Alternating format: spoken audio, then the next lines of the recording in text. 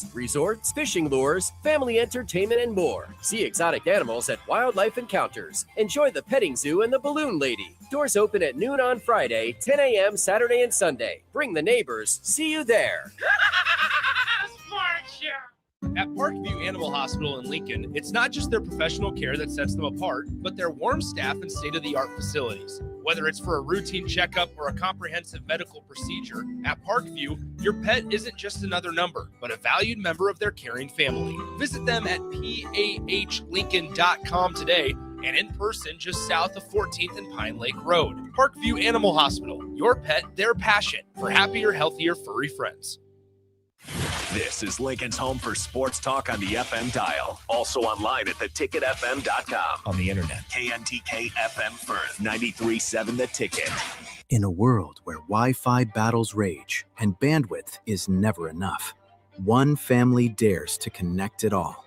Work from home, influence all day, stream all night, and game to win.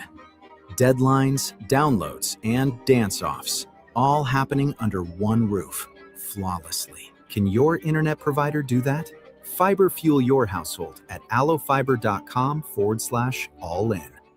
Hi, Charlie Stone here, and joining me is Andy Goodyear with Honda of Lincoln. Before I bring Andy on, we want to wish you joy, success, and good health in 2026. Andy, are you there? Yes, I am, Charlie. And by the way, that was well said. Andy, I know you want to kick off 2026 with a bang. What's going on at the dealership? We got a lot going on here, Charlie. We have incredible savings on every new remaining 2025, New Year's savings on every new 2026, special low long-term financing, and special lease rates. The biggest news is we have more than 400 new 2025 and 2026 Hondas to choose from. How about pre-owned? We have over 125 pre-owned and certified pre-owned Hondas right now with prices starting at under $10,000, and we have special low rates. Well, maybe it's time you experience the best. The Honda of Lincoln way of doing business. 27th and Yankee Hill Road, or online at hondaoflincoln.com.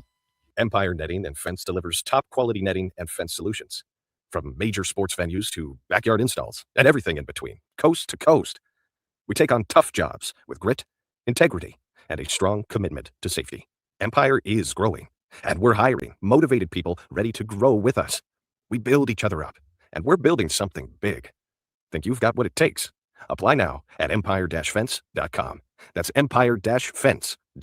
Things that impair you come in many different shapes and sizes. Some are the shape of beer and liquor bottles. Others look like cigarettes but aren't cigarettes at all. These are the things we know impair us, the things our parents warned us about. What we're not always aware of is our new prescription, or the over-the-counter medicine we picked up just for allergies or a bad cold. See, it doesn't just matter how much of a substance you take. If you are impaired, driving is deceptively dangerous. Don't drive impaired. Paid for by the NDOT Highway Safety Office. Coming at you live from the heart of downtown Lincoln. This is Old School with Foreman and Orman. Old School with Foreman and Orman is sponsored by Graham Tire Company of Lincoln, Nebraska Football Hall of Famer Jay Foreman. Here's Troy Detmer dropping straight back in the pocket. Rifles a pass. It was tipped and picked off by Foreman. He's at the 15, 10, 5. He'll score! Foreman got it, and it's touchdown Huskers. Black Shirts answer the call one more time. And Austin Orman. Hour one of Old School is sponsored by Heartland of Nebraska Windows. Old School with Foreman and Orman on 93.7 The Ticket and theticketfm.com. Welcome in a Thursday edition of Old School. As always, Austin Norman and Jay Foreman with you. 3 hours here, 3 to 6 p.m. weekdays, 93.7 The Ticket and theticketfm.com. Brought to you, as always, by Graham Tire Company, who's celebrating 75 years of serving the Midwest. More than just tires, they do all kinds of car and light truck repairs, too. From brakes to oil changes, trust Graham Tire for service you can count on. Graham Tire getting you to the places that matter most. Jay Foreman, I appreciate you stepping in for me on the drive today. I had agreed to join Nick, and then things hit the fan at home overnight. So I appreciate you stepping in and filling in for me as I dealt with some illness in the Orman household. Hey, man, you know, my coach in high school didn't let me pitch. I think I would have probably not been a starting pitcher. I would have been a relief pitcher, but we never know. So I got to be in relief sometimes. And I know duty calls, and I'm an early riser, so Nick got lucky enough that I was able to answer the text. So I appreciate you. Thank you for that. Probably had a better show anyways with you in, but anyways, appreciate you doing that. We got a lot to talk about on today's show. A lot of Husker hoops here in hour one. Some Buffalo Wings and Rings trivia coming up Thursday. LeBron James, an emotional return to Cleveland, and lots going on in Husker football recruiting. And still the transfer portal obviously has been closed for a couple weeks now, but still plenty of names swirling out there. Maybe an update on the Darian Mensah saga at Miami as well. 402-464-5685 if you have any comments or questions throughout the course of the show. Jay, want to dive into the schedules for Big Ten men's basketball title contenders moving forward. There's a logjam at the top of the standings. You have Nebraska, Michigan, Michigan State, Illinois, all with still just one loss in the conference, and then a few 7-3 teams moving forward. Let's start with this, though. Earlier this morning, CBS Sports College Basketball was doing its studio show, and one of its panelists said, to date, Nebraska has played mostly the bottom half of the Big Ten en route to a 9-1 conference record. Let's continue to clear the air about that misconception.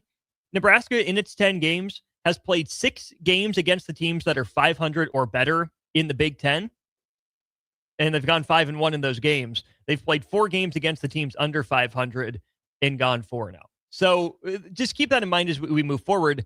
We can't use the excuse, or these people can't use the excuse of, well, Nebraska ain't played nobody. It's just factually incorrect. Yeah, I mean, I think it's the element of surprise, and people don't want to give Nebraska their respect or whatever you want to call it.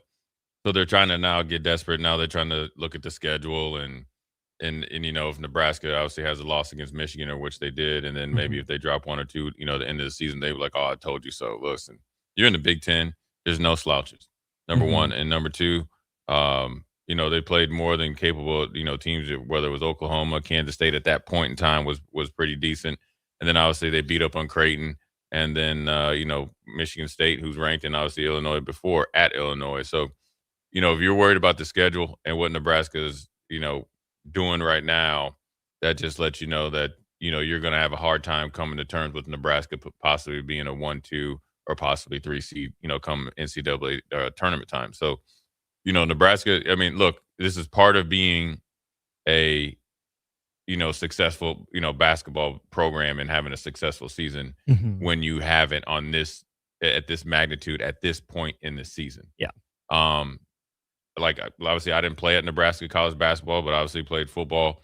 As you start to win, people will just find reasons to, I guess, quote unquote, hate on you, throw shade, or try to find chinks in your armor. And that's why, you have a coach like Fred that's really trying to keep the main thing, no outside distractions or excuses, and keep the outside noise where it's at, because really it's all talk. Yeah. Nebraska handles their business. That's going to go away. That will flip in a couple weeks time of, oh my God, look how Fred's doing it. What's the secret sauce? This is how he's built the team. Long time coming. So you just got to just stay down for the process and keep, beating teams that are in front of you. I decided to look into the numbers a little bit more. So Nebraska's played 6 games against the top half, essentially, of the Big Ten. You got to go all the way down to Indiana at 5-5 for the list of the 500 teams.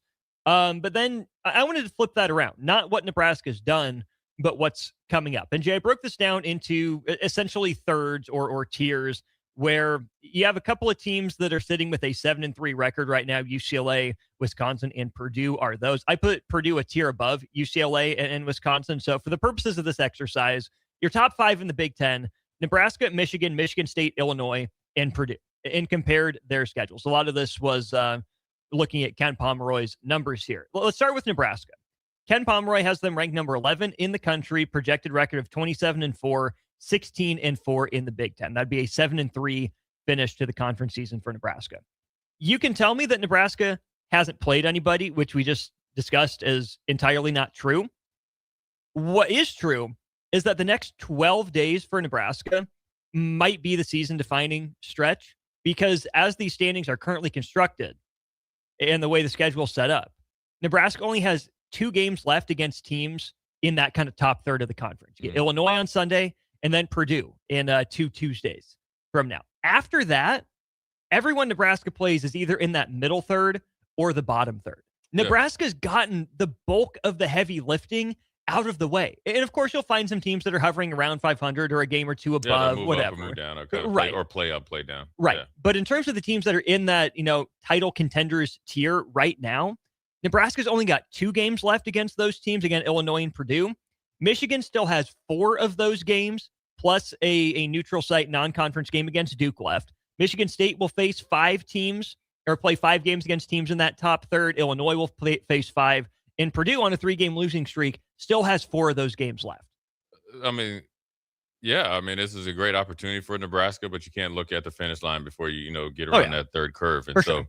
they're going to, look, UCLA is going to be tough just because, they're well coached and they'll have good athletes. So that, they're not, obviously, quote unquote, title contenders or on the national stage, but definitely a formidable program. USC has athletes, and so depending on where you play them at and, how they're playing, we'll see. But it's going to be tough sledding anyways, but it's a great opportunity because what Nebraska has is a true team. You're going to get happy and healthy here pretty soon. Obviously, Rink isn't going to be sick forever. Right.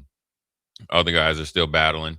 I'm sure they're, kind of, a daily check-in and trying to push, Brady Frager to get back to where it's the betterment for him and the team, because you want to make sure he doesn't come back and he's rusty or, X, Y, and Z. And I'm sure he's chomping at the bit to get back. So, look, when Nebraska's up here and done handled their business, everybody was waiting for the shoe to drop. Everybody was hoping and waiting, or majority of people were hoping and waiting for Michigan to beat Nebraska by the 20 or 30 points that they've beaten other previously ranked top 25 teams that have played them in the year. And then as the game started to go along, Nebraska's winning the game for 36 minutes. It was probably more of a sigh of relief for them versus like, dang, these dudes are actually really good. So then there's like, okay, well, let's just try to find an excuse for why they lost the 3-point game or whatever to Michigan on the road without their two of their top players. So that's just part. I think it's a compliment. I think if you just look at it like that for what they've been able to accomplish this year, and a work in progress, and obviously things have kind of fast forwarded probably this year. Nobody really, outside of their walls of their training facility and locker room probably envisioned this. And it's great. And look, they've been representing themselves in the state of Nebraska in a really good way. And you know what? Sometimes you're going to get people that try to put holes in your armor. You just got to just continue along the process because it's a test right now if you can stay focused, if you can continue to play the same and understand you're going to get everybody's best shot. You give them your best shot. I like our chances. Yeah. That's all you have to worry about. The numbers and the wins and losses will be just fine. And so you don't have to play for anybody different than you had been playing when you were 10-0. Then you were 14-0 and 16-0 and 20-0. And yeah, you're 20-1 right now. If you would have asked yourself or any fan, and a true Nebraska fan, or even true Nebraska sports supporter, with all the dynamics, whether it's the football team, letting you down a little bit, volleyball team letting you down, not being able to, win a championship after being undefeated, and then the consolation or what the opposite would be, Nebraska being 20 and or 20-1, ranked top 10 for sure, after this week. Would you have it? I'd be like, yeah, I'll take that. I'll take all the results of our sports this year. And obviously including with Nebraska at this point. Yeah, even if you tell Nebraska men's basketball fans that they would have gone 20-11 in the regular season, right. I think you sign up for that almost sight unseen. Right. You're at least challenging for, if not in the NCAA tournament with 20 wins, depending on how the Big Ten record looked. Which, speaking of that, Jay, the other part that I think is interesting to keep in mind for Nebraska, it's already played 6 Big Ten road games. So if the next 10, it's a 6-4 split, Nebraska will be at home more often than not. It gets the 2 biggest games on the schedule left at home in Illinois and Purdue. You also get both your games against Iowa here coming up. The road trips will be to Rutgers, to Iowa, and then the West Coast swing to USC and a UCLA team that's certainly playing a lot better and would be among my picks for a team that's in that middle tier to maybe make a charge into that top tier and at least apply some quote-unquote game pressure to the top of the league, except that UCLA has 4 games remaining against the top third of the conference and 4 games against the middle third. So they've gotten most of their, warm-up reps out of the way, and they're on to the heavy lifting part of their schedule. The other interesting thing I think to look at is among those top 5 teams, Nebraska, Michigan, Michigan State, Illinois, and I threw Purdue up there. KenPom has all the first four of those teams, Nebraska, Michigan, Michigan State, Illinois, all projected with a 16-4 record, and Purdue at 14-6. And then that drops off to 12-8 with UCLA and Iowa. Well, that's when tiebreakers come into play. So Nebraska's lost the tiebreaker to Michigan in the single play, holds the tiebreaker against Michigan State, and then has a chance to win it outright over Illinois coming up on Sunday, and then only a single play against Purdue. Michigan State will end up facing off twice, and I didn't do much of the rest of the research between those other four teams, how often they'll play. But man, if you tell me 16-4 gets you in tiebreaker scenarios, that's another situation that I think Husker fans sign up for in a heartbeat, is winning 16 conference games. You're checking off, goals and accomplishments that you would have never thought of even at the end of the season last year, even after the crown. Yeah. Because even though they won the crown, it was all, it was great for the time being, right? They got it. And big story was the guys, got to split the money.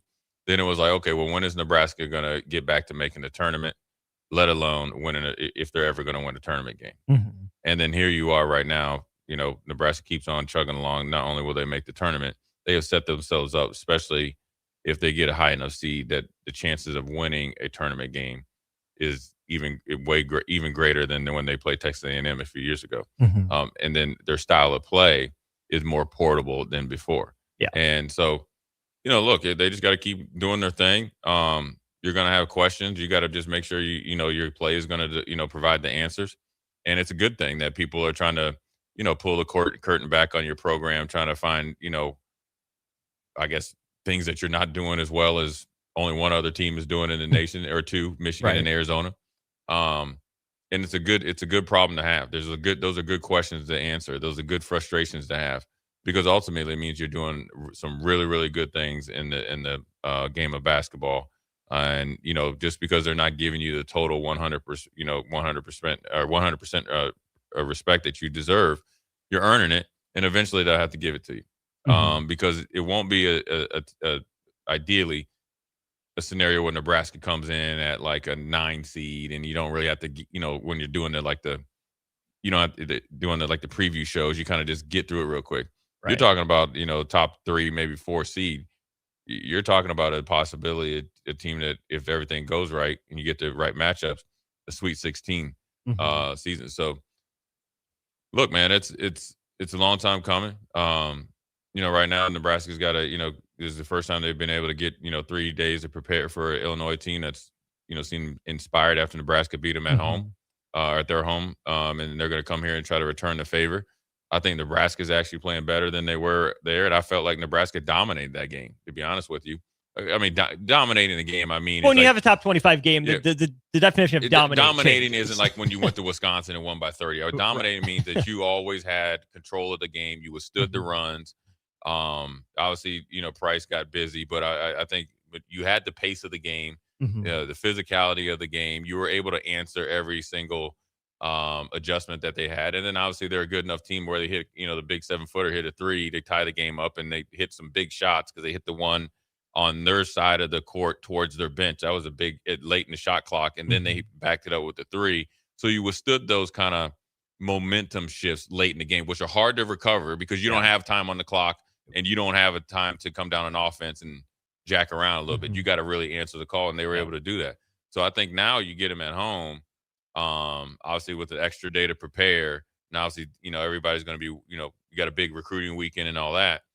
Which we will get to next, by the way. Which is great. I mean, when's the last time that you've had, I guess I wouldn't say exclude Ahmad Hudson, just because I think that's different. Because only reason I say it, I'd have probably a better background on, and as I'm thinking about this, I got to maybe try to get him on maybe tomorrow, is I played with Kenny Cheatham. I played against Kenny Cheatham my whole AAU life. We play against each other in different regional and national tournaments, and he was in Phoenix, but he was a legit basketball player, like Ahmad Hudson. Yeah. I'm talking about straight up for real. So when I talked to him about it, and I remember like, "Hey, Kenny, you going to play?" And he was like, "Dude, I can't. We cut blocking. I can't get to it." But they were actually trying to get him to come out and play. So just take him out. But then when is the last time Nebraska had this amount of big time recruits here to watch for basketball? Yeah. And that's where you grow as a program. That means everybody that's willing to come here, they've actually done some initial research. Mm-hmm. So again, that's what you get with success. You get, I guess, the passive aggressive haters. Yeah, you're good, but you haven't played all the top 25 teams in the nation. So that's the only way. They act, Right. that rhetoric is like, okay, Nebraska's 20-1. The only way that they would give Nebraska respect is if they played 14 games against the top 14 teams. Right. You know what I mean? And you were number 15. Yeah, and so that's the only way that you just Right. happen to win 20 games and get the easy non-con. So it is what it is. Justin from Hickman, appreciate you chiming in. He says Ahmad Hudson not coming now by the sound of it. We will wait and see for that on Sunday, but he was on the initial visitor list. Worth noting, Jay, Nebraska at 9 conference wins right now is a 4 behind the best mark in school history. Nebraska went 13-5 back in the 2017-18 season, tied with Michigan for essentially 3rd in the conference. Of course, that was the team that missed out on the NCAA tournament and then had to settle for winning the home game in the NIT before falling in the second round down at TCU.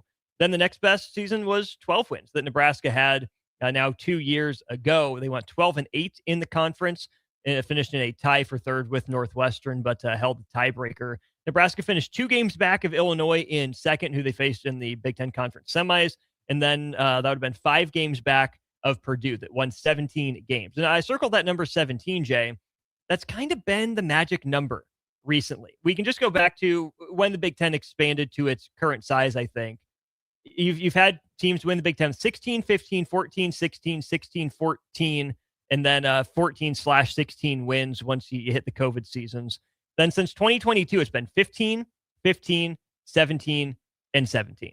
Those teams in the top tier, with 4 of them projected to win 16 and 1 of them at 14, kind of seems like that 16 is the magic number with tiebreakers, right? Yeah. One of those teams probably going to get hot. One of those teams might fall back a little bit. Maybe Purdue's doing that right now. Either way, this is one of the better Big Ten races I think we've seen in a while, with those 4 teams up there with only 1 loss in the conference so far, and 3 teams just 2 games back at 7-3. If you're really any of these teams, I mean, if you win 80% of your conference games in a conference like the Big Ten, that's a big deal. If you don't want to leave it up to fate, I'd try to push to that 17th. Oh, for sure. I mean, let's leave no stone unturned. You've played good enough basketball right now, and you have the schedule and it's set up for you to do so. And so, again, the focus should be, we got to handle our business. We got to work on us, and we got to make sure we're right before we worry about anything else that's, out there in front of us. You do that, then the game is kind of already played for itself. You just got to go out there and obviously, execute and not go through the motion. So, look, it's all set up for them. It's good. It's a good conversation to be in, essentially almost in February, and talking about, possibilities of the Big Ten tournament, what gets you into the tournament, seeds and all that.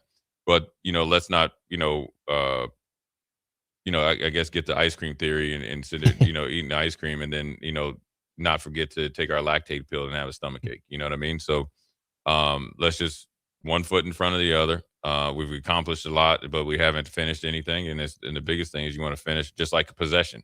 You want to finish possession. You want to finish a game. You want to finish the season. So, you want to finish today. Whatever they're doing today, they want to make today the best day they can have, and they got to just move forward. So they seem like a pretty tight-knit team, focused on what they have to do. And I'm pretty sure, I think they, didn't get to ask Nick, but I'm sure, even though they were ready to, get out of there after, tough loss against Michigan, I'm sure they're really, really motivated and probably a little bit more pissed off than the moral victory. Or at least we were within 3. I think they probably left. I think and Michigan probably feels the same, right? But ultimately, we only worry about Nebraska. I think they got on the planes like, yeah, we left a lot of meat on the bone.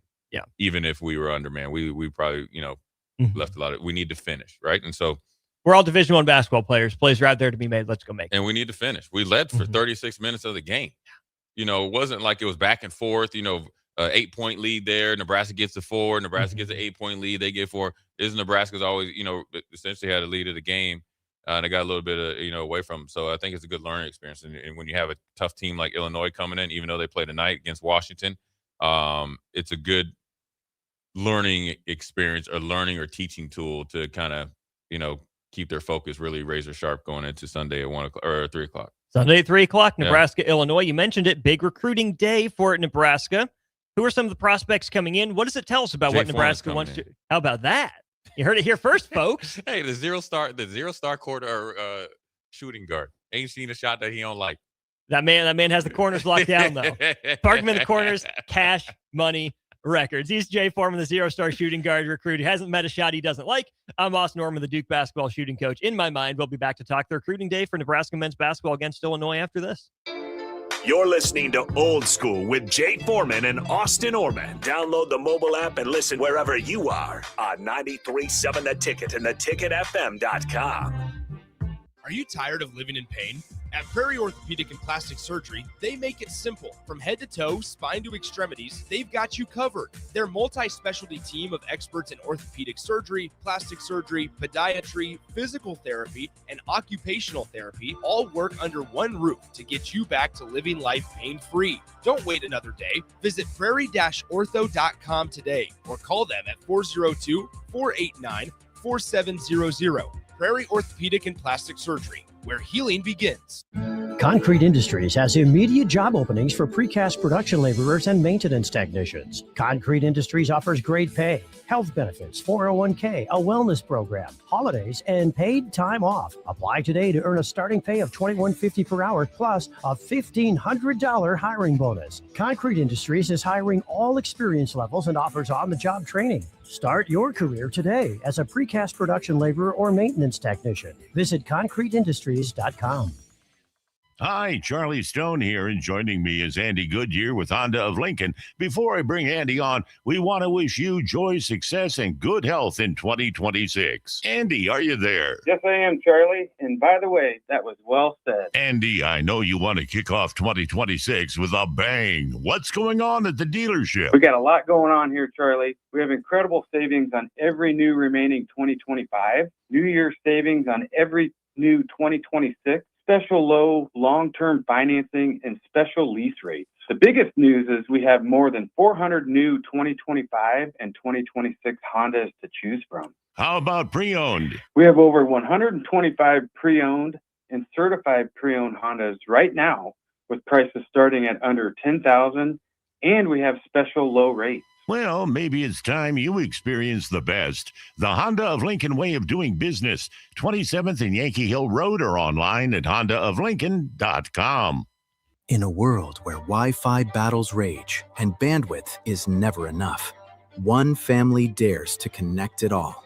Work from home, influence all day, stream all night, and game to win. Deadlines, downloads, and dance-offs, all happening under one roof, flawlessly. Can your internet provider do that? Fiber fuel your household at allofiber.com/all-in. Big value and big flavor meet at Wings and Rings thanks to the all-new delicious Duo Combo.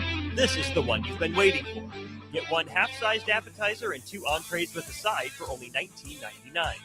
Bring a friend for the best deal in town on any day of the week, during game time, or whenever the heck you want. Their made-to-order wings and chicken sandwiches are waiting for you at their 68th and O and 40th and Old Cheney locations. Stop by Wings and Rings and celebrate every day with the best meal deal in town.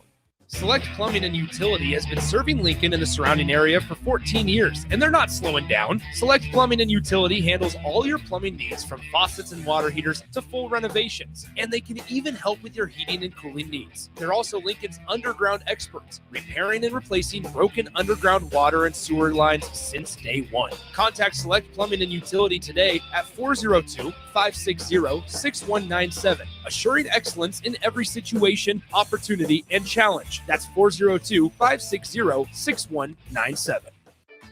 Golfing in 72 degrees and perfect conditions in Nebraska doesn't seem possible in the winter, but it is. Double Eagle Golf is your escape from the bone-chilling cold outside and a reason to keep the clubs out year-round. Book a bay with some friends for a weekend or come by for golf and happy hour on a weekday. Spring leagues begin in February. Get signed up today. That's all at Double Eagle Golf inside the Kinetic Sports Complex on West O Street, online at doubleeagle.golf. Want to make the easy call? Call John Henry's. From leaky pipes to a broken AC, flickering lights to furnace fights, even drains and duct cleaning, we've got it handled. Plumbing, heating, air, and electrical, all under one trusted roof. Proudly serving homes across Lincoln, Omaha, and surrounding areas, and ready 24/7. Visit calljh.com or call John Henry's.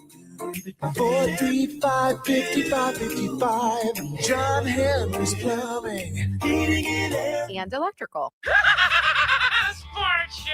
Don't miss the family show of outdoor fun, the 57th annual Boat Sport and Travel Show, January 30th to February 1st at the Sand Hills Global Event Center. RVs, boats, docks, golf carts, resorts, fishing lures, family entertainment, and more. See exotic animals at Wildlife Encounters. Enjoy the petting zoo and the balloon lady. Doors open at noon on Friday, 10 a.m. Saturday and Sunday. Bring the neighbors. See you there. Sports Show. MWR, a local company of Lincoln, is proud to announce they are able to offer their own post-frame building packages in metal to anyone desiring a building, whether you're a contractor or a DIYer. They can install your building as always, and they offer multiple different rib profiles and loads of color options, including the wood grain metal at great competitive prices. You can inquire at mwrbuildingandfence.com or just draw your desired building and submit it in their contact us page, and they'll get back to you. Call MWR today at 402-540-8966. Empire Netting and Fence delivers top-quality netting and fence solutions. From major sports venues to backyard installs and everything in between, coast to coast. We take on tough jobs with grit, integrity, and a strong commitment to safety. Empire is growing, and we're hiring motivated people ready to grow with us. We build each other up, and we're building something big. Think you've got what it takes? Apply now at empire-fence.com. That's empire-fence.com. Back to Old School with Foreman and Orman on 93.7 The Ticket and theticketfm.com.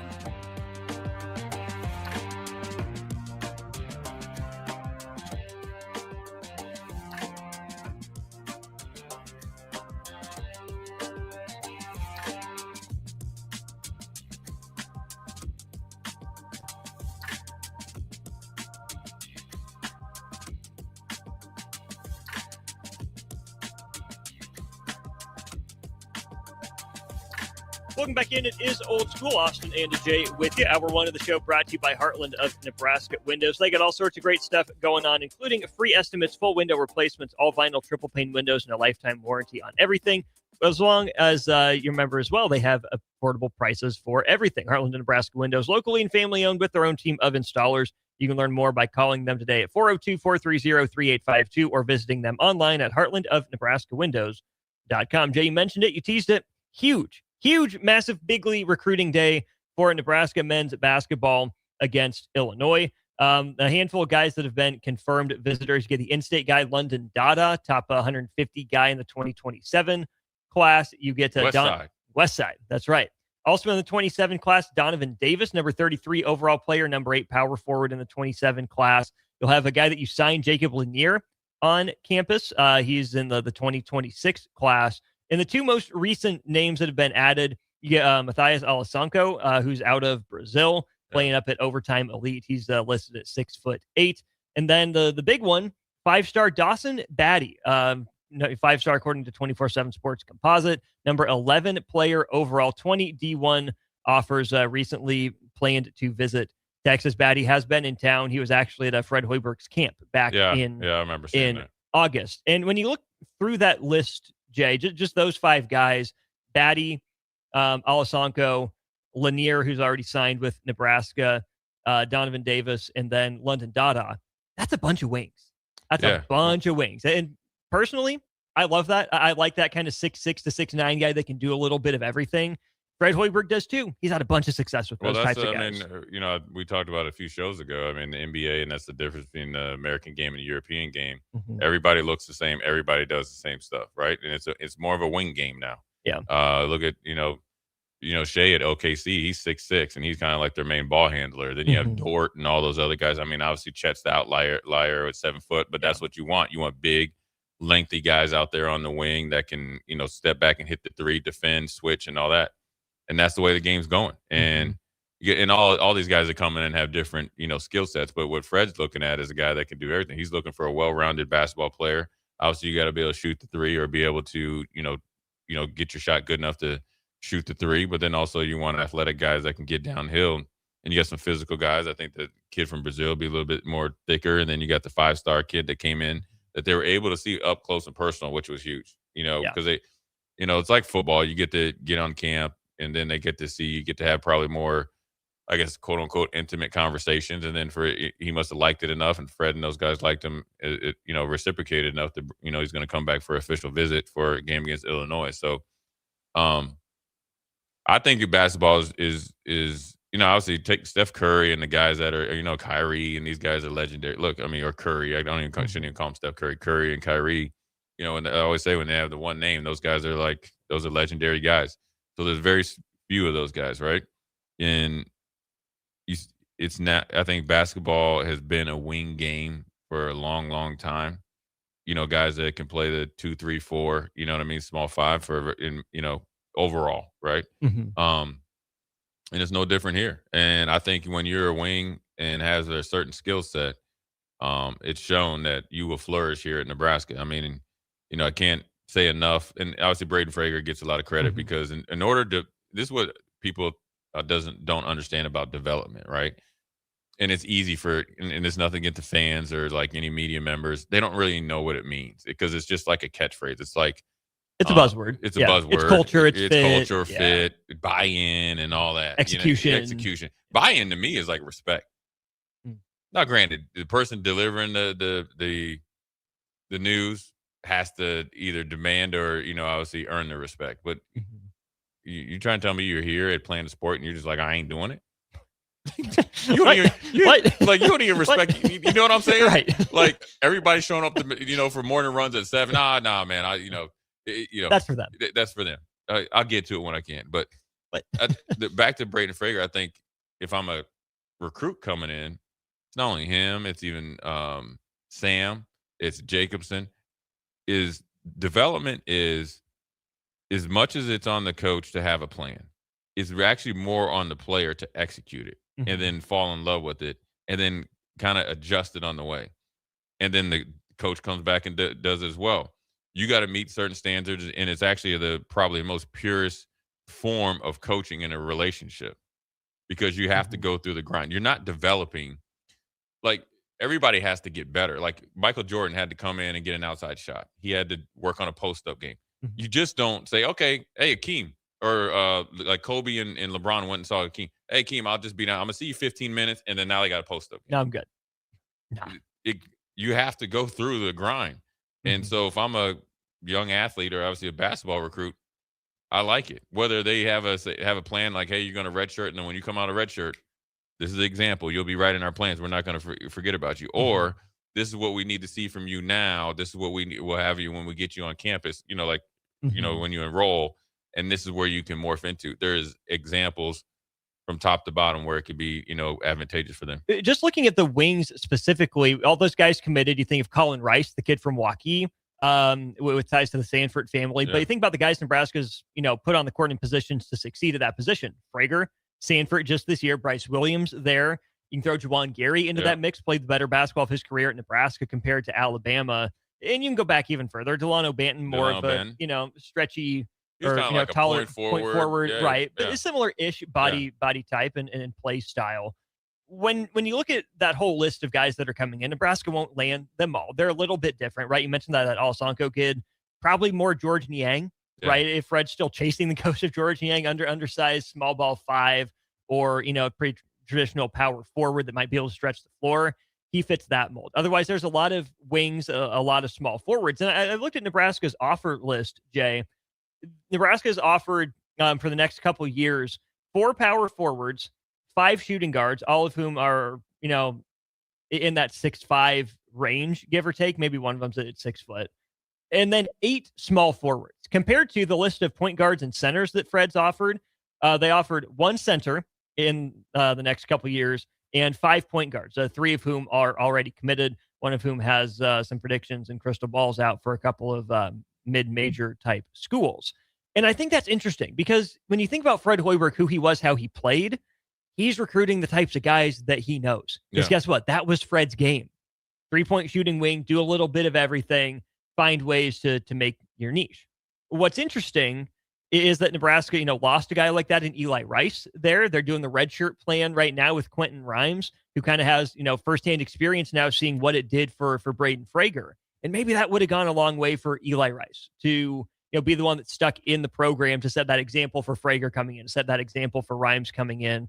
on and on down the list. But what you don't see Nebraska landing in the class is a point guard or a true big man. Yeah. Right? You can count Jamarcus Lawrence for now, right? And Sam Hoiberg and Kale because they're on the roster, right? Guys that play that pretty traditional one or sometimes slide down to the 2 type of role. But in terms of the high school ranks, Nebraska not exactly making hay at the point guard position or the big man position. And we've seen Nebraska go to both of those wells, the point and the big, and have some, relatively consistent success there, right? You think of Rink Mass and Derek Walker as the bigs out of the portal. Point guards, I guess you get Jamarcus Lawrence back. Nebraska targeted, your Trey McGowans, your Emmanuel Bandamels, Wooster, Aaron Eulis out of the transfer portal to run the point as well. It's just interesting to see that Nebraska's high school recruiting is focused on kind of that wing and forward position, and they'll have to make a lot of their hay at point guard and center. Yeah, I mean, I think that's, and it like you said, it's whatever this cycle or whatever they feel like they have a good chance to get. I mean, a lot of it kind of could be, NIL based, and maybe they feel like they can, train a point guard and kind of get it a little bit later because it's probably the smaller point guards are guys that, fit that 6'3" and under. And that might be a portal guy or somebody, who knows, right? Yeah. But when you think about the guys that are coming in, wings and big men would probably come from the portal as well, or big men would come from the portal, considering the way that they play their big man, which is Rink right now. And now I think you got Curtis that, if he continues to develop, I think you have a really good diamond in the rough. I think he's got, I think you're only going to get more and more and he's from him, and he gets more and more confident, gets familiar with playing out there in Big Ten. And so that, they probably are leaning on what they feel like the projection for him moving forward is. And then you can find somebody as a complimentary piece, at a later time. Because you think there's some potential of some guys that potential could come back in the portal. I'm going to keep that in my little side pocket there. Okay. I think there's some guys that I think they should look at that would that would be a really good asset. So, but I like the guys that they're bringing in. And, the great thing about it, when you're bringing all these guys for recruiting trips, it's great to get them here. You're not going to get them all, but I always say this in football. You might not get them the first round. You might get them the second round. You never had to think about that when previous, because there wasn't a transfer portal. So once you lost out on them, they were stuck to where they were at unless they went down and back up. I think right now he could. They could go to a school, not work out. You have a really good relationship. You could be back. It might be a better, roster for you to fit in and play. So I think they've done a really good job recruiting and identifying talent. I think the biggest thing that you have to do when you do have success, and, Indiana will deal with this now in football. We've seen, I was a part of here in Nebraska where you saw the change where we started to really, when we 90s were dominating. Well, then you started to get some more high profile guys. As long as you don't lose your identity of how your things are going, you can do that. And that's where they, got to make sure that they recruit the kid as much as the talent, because this team has talent, but it's the people, the players that's making this engine run so smooth. Yeah, and as we look at Nebraska trying to sustain the success that it has, I think that the best players that Fred Hoiberg has have been those wings that make sense. But then you got to find a guy that replaces Sam Hoiberg, a guy that replaces Jamarcus Lawrence. Maybe that's a Rhyme stepping in for Lawrence, but you got to find, I think, another tone setter at the guard position. And then I'm really curious to see what Nebraska does with the bigs, because I think if you told me you have Leo Curtis, Berke Buchtengel, and Ugnius Drusovicius all available next year, I would say, yeah, you're probably good, right? If you can probably start Ugi and Berke together and feel pretty good about that. And then if Leo Curtis can give you 17 minutes, 20 minutes a game off the bench, getting his feet wet, he'd be a true sophomore, right? He's already played this year and blown through his red shirt. But then if you can have, Leo Curtis be ready to step into that starting 5 role as a junior, that gives you a year to groom someone in the system or find someone in the transfer portal, because I think that there is potential for Leo Curtis to be that well-rounded big man. I know the FIBA competition level is what it is at this point, but you can see the flashes of him as a ball handler, as an initiator. I've watched him shoot in pregame warmups, and like any big man, there's a lot of moving parts there, right? Those are long limbs for a 7-foot+ player, but he's got the potential. And then I think the important part then is what we've seen, Jay, is Nebraska can occasionally get these guys in. Keeping them becomes the problem, right? I don't think that Ole Koyenets would have ever become what I think Leo Curtis could be, but you only had him for a year. You'll lose out on Eli Rice, who's putting up some numbers on a pretty bad Penn State team right now. But he's in for a year and then transfers out. Nick Janowski has won Summit Player of the Year or Newcomer of the Week and Newcomer of the Week at least once, if not twice, up there at St. Thomas. Nebraska can get guys, and I think the more and more success that they have, and you can speak to this from football too, the more success you have as a team, the more people want to be a part of what you're doing. And maybe if they won't be chomping at the bit to wait their turn, but they'll at least understand better, hey, this is the process. This is what you go through in this program. It's going to be worth it. Yeah, I mean, you guys would be more willing to wait. And obviously, I think that piggybacks off of having a true plan, and, as much as Fred wants the George Niang, you might try to get that portal and get the Royce White. Sure. Yeah, which was just also worked out very well. Yeah, a lottery pick just falls into you. It's like, I don't want to fly, but I'll drive down to Ames from Minneapolis. So, I think, I feel like they feel confident in what they've done previously, and they're, on the path of development. And that's also part of development as well, and also a selling point. Look, we're not going to throw you to the wayside as your plan's going for the shiny new toy. Right. And so that's also something, if I'm a recruit and I need development and I need the red shirt, I redshirted it from football. Whereas like, they're not going to turn the page so quick on you. And that's how probably Nebraska has to build their program. It's got to be an ongoing relationship. And sometimes it might not work out that way, but I think if you do everything, the right way, it'll be like a Jamarcus Lawrence situation. He goes off and then he comes back with welcome with open arms, which shows humility on his part and humility on Fred's part. Yeah. Because a lot of coaches now, and we'll get into this at the 5 o'clock hour, because we got the article, it made ESPN, which is, so we're talking about why guys, people stop coaching youth sports, is sometimes as these coaches, they have a little bit too much ego and they're like, all right, I'll welcome you back, but I'm always, I'll be petty and try to hold it against conditional you. Right. on my terms. Yeah. And then I'll hold it against you or something like that. Fred's not like that. He understands and very aware of himself. He has a lot of confidence in what he's been able to do as a, as a leader of a program. And he understands these kids and understands that sometimes they make decisions that you can't understand why, because you've done all the stuff that you needed to do. So that's how you build a program where you don't turn your back and you continue to develop guys. And that's how you're going to be able to maximize your roster and your recruiting classes and really stay up there in a competitive nature in this Big Ten. Nebraska 9-1 in the conference. 3 p.m. on Sunday, they will host Illinois. Fighting Illini else with just one loss in the conference. They have Washington tonight. He's Jay Foreman. I'm Austin Norman. Thanks for listening. We have some prizes to give away, $30 to Buffalo Wings and Rings, and a Super Bowl square. That's right. They're back. We are accepting submissions there. We'll give away first one today. Plenty more starting tomorrow and then into next week. He's Jay Foreman. I'm Austin Norman. Hour 1 of Old School brought to you by Heartland of Nebraska Windows.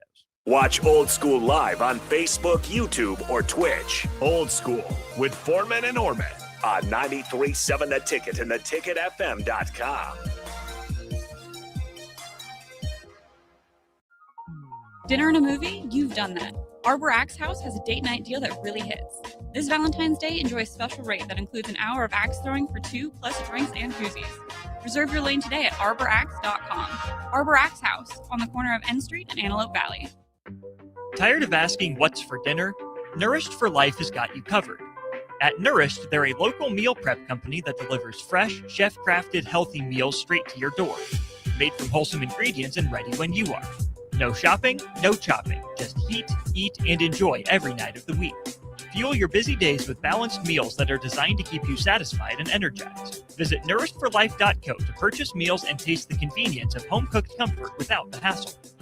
Things that impair you come in many different shapes and sizes. Some are the shape of beer and liquor bottles. Others look like cigarettes but aren't cigarettes at all. These are the things we know impair us, the things our parents warned us about. What we're not always aware of is our new prescription, or the over-the-counter medicine we picked up just for allergies or a bad cold. See, it doesn't just matter how much of a substance you take. If you are impaired, driving is deceptively dangerous. Don't drive impaired. Paid for by the NDOT Highway Safety Office. MWR, a local company of Lincoln, is proud to announce they are able to offer their own post-frame building packages in metal to anyone desiring a building, whether you're a contractor or a DIYer. They can install your building as always, and they offer multiple different rib profiles and loads of color options, including the wood grain metal at great competitive prices. You can inquire at mwrbuildingandfence.com or just draw your desired building and submit it in their contact us page and they'll get back to you. Call MWR today at 402-540-8966. Rick Heyman here from Sartor Heyman Jewelers. I want to personally thank our great customers for voting us once again the best of Lincoln. At the same time, we're celebrating our 120th year in business in the great state of Nebraska. You can count on Sartor Heyman for the very best quality, value, and customer service. When it comes to your jewelry needs, visit us at South Point, Grand Island, and the Outlet in downtown Lincoln. Visit us today at sartorheyman.com, and thank you for your continued trust after all these years. Hi, Charlie Stone here, and joining me is Andy Goodyear with Honda of Lincoln. Before I bring Andy on, we want to wish you joy, success, and good health in 2026. Andy, are you there? Yes, I am, Charlie. And by the way, that was well said. Andy, I know you want to kick off 2026 with a bang. What's going on at the dealership? We got a lot going on here, Charlie. We have incredible savings on every new remaining 2025, New Year's savings on every new 2026, special low long-term financing, and special lease rates. The biggest news is we have more than 400 new 2025 and 2026 Hondas to choose from. How about pre-owned? We have over 125 pre-owned and certified pre-owned Hondas right now with prices starting at under $10,000, and we have special low rates. Well, maybe it's time you experience the best. The Honda of Lincoln way of doing business. 27th and Yankee Hill Road, or online at hondaoflincoln.com. Want to make the easy call? Call John Henry's. From leaky pipes to a broken AC, flickering lights to furnace fights, even drains and duct cleaning, we've got it handled. Plumbing, heating, air, and electrical, all under one trusted roof. Proudly serving homes across Lincoln, Omaha, and surrounding areas, and ready 24/7. Visit calljh.com or call John Henry's. 435-5555. John Henry's Plumbing, Heating and Air, and Electrical. Select Plumbing and Utility has been serving Lincoln and the surrounding area for 14 years, and they're not slowing down. Select Plumbing and Utility handles all your plumbing needs, from faucets and water heaters to full renovations, and they can even help with your heating and cooling needs. They're also Lincoln's underground experts, repairing and replacing broken underground water and sewer lines since day one. Contact Select Plumbing and Utility today at 402-560-6197, assuring excellence in every situation, opportunity, and challenge. That's 402-560-6197. Big value and big flavor meet at Wings and Rings, thanks to the all-new delicious Duo Combo. This is the one you've been waiting for.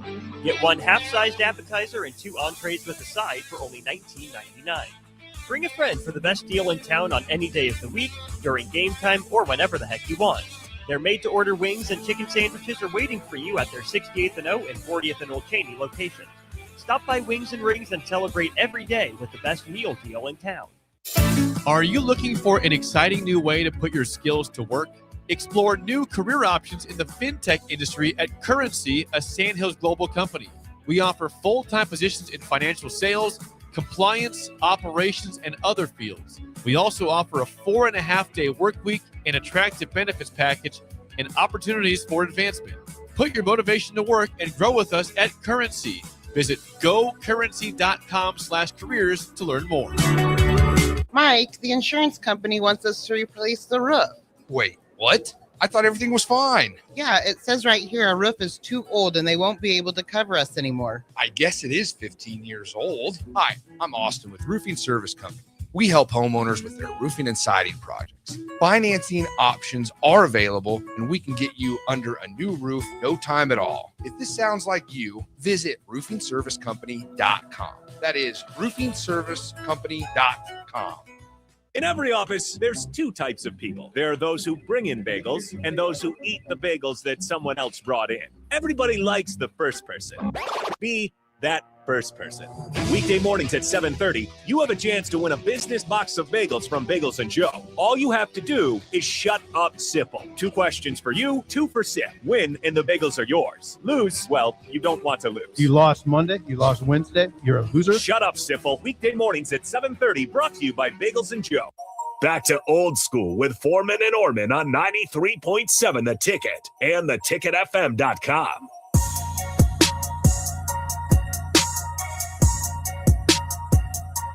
All right, back for one final segment of Hour 1 of Old School. 402-464-5685 is the number that you need to know. Big thanks to Heartland and Nebraska Windows for sponsoring Hour 1 of Old School here every day. Got the $30 to Buffalo Wings and Rings and a Super Bowl square to give away here.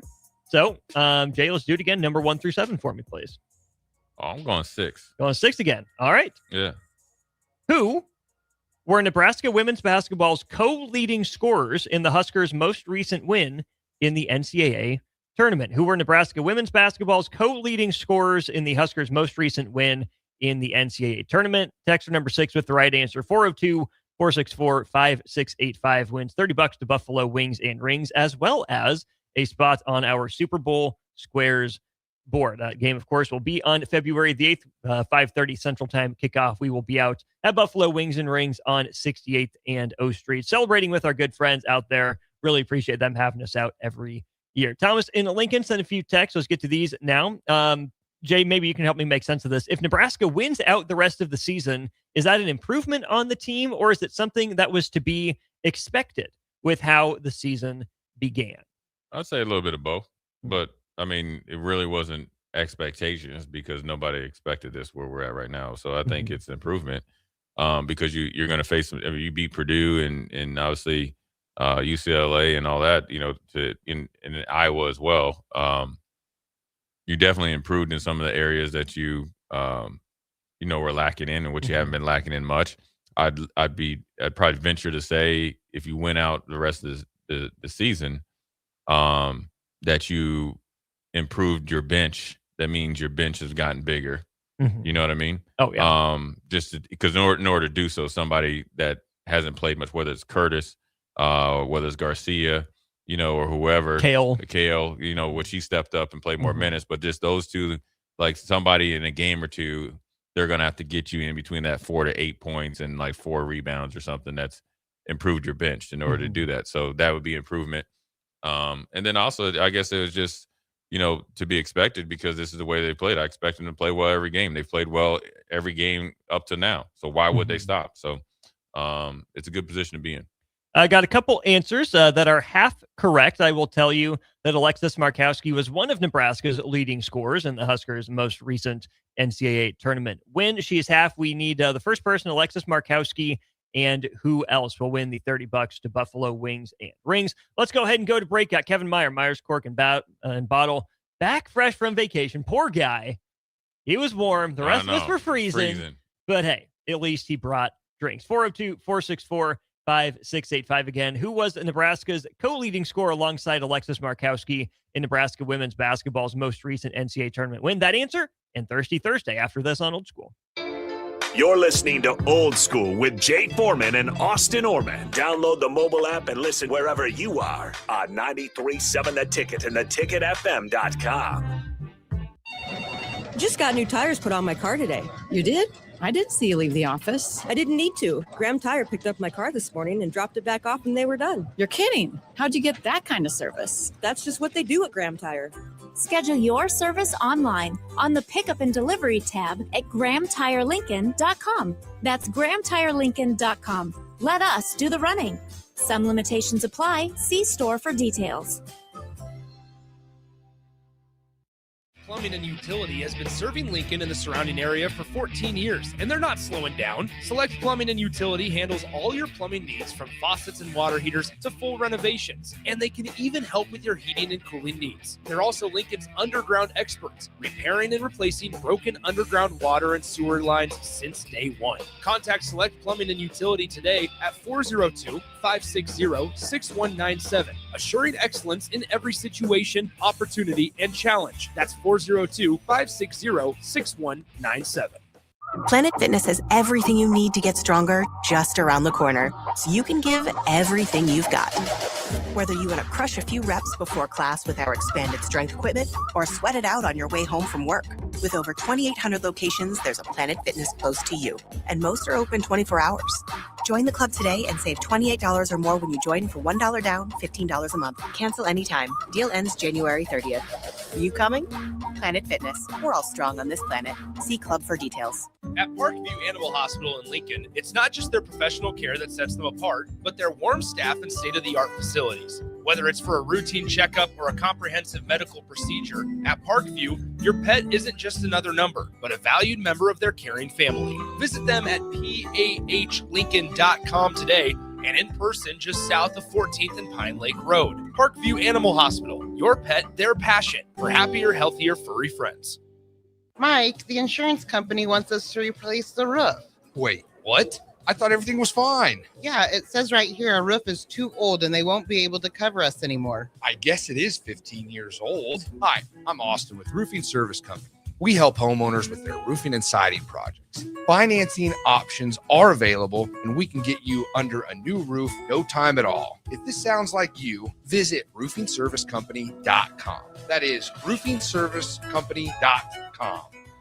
Clear your calendar. It's a volleyball weekend in Omaha. Love Nebraska returns to Baxter Arena for back-to-back home matches on January 30th and February 1st, facing Love Madison and Love Austin. 2 matches, 2 chances to see your hometown team compete as the season heats up. Featuring Lexi Rodriguez and Jordan Larson taking on the likes of Lauren Carlini and Maddie Skinner, and special moments throughout the weekend. This is your opportunity to catch all the action live. Make it one night or both nights. Get your tickets now at lobbneb.com/tickets. This is Lincoln's home for sports talk on the FM dial. Also online at theticketfm.com. On the internet. KNTK FM Firth, 93.7 The Ticket. Change begins with you. Join a weight loss medication study at Solarion and earn cash in the process. If you are 19 to 65 years old with excess weight to lose, you may qualify.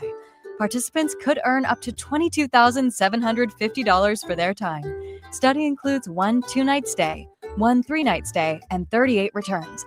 Learn more at helpresearch.com/flamingo or call 866-213-2965. Weight loss not guaranteed. MHC isn't a new company, just a new name. Moe's Moving is now Moe's Home and Commercial. Whether moving across town or across the state, MHC Moving has you covered, specializing in home, apartment, assisted, and independent living moves. MHC can handle your commercial moves as well. MHC Moving has 0 hidden fees. You'll never pay for same-day booking or be charged for stairs, heavy items, or elevator fees. Rates are the same Monday through Saturday, and you will never pay a truck or fuel surcharge. And they offer payment plans through PayPal. Call MHC Moving today at 402-853-7167 or go to mhcmoving.com. If you're tired of the dieting circuit paradox but still want to look, feel, and perform better, you need to get to Nutrition Authority and ask about our nutrition coaching featuring LifeBase. LifeBase takes the complex world of nutrition and makes it simple with real results that last. Stop in to learn more or check us out at mynutritionauthority.com. Concrete Industries has immediate job openings for precast production laborers and maintenance technicians. Concrete Industries offers great pay, health benefits, 401k, a wellness program, holidays, and paid time off. Apply today to earn a starting pay of $21.50 per hour plus a $1,500 hiring bonus. Concrete Industries is hiring all experience levels and offers on-the-job training. Start your career today as a precast production laborer or maintenance technician. Visit concreteindustries.com. Empire Netting and Fence delivers top-quality netting and fence solutions. From major sports venues to backyard installs and everything in between, coast to coast. We take on tough jobs with grit, integrity, and a strong commitment to safety. Empire is growing, and we're hiring motivated people ready to grow with us. We build each other up, and we're building something big. Think you've got what it takes? Apply now at empire-fence.com. That's empire-fence.com. Why wait until Friday to start your weekend? Go ahead, start right now. You're thirsty now, and 93.7 The Ticket is here to help you stock up. Just in time for the weekend when I like to hit the clubs. Time to broaden your horizons and try some new wine and beer. It's Thirsty Thursday with Kevin Meyer from Meyer's Cork and Bottle.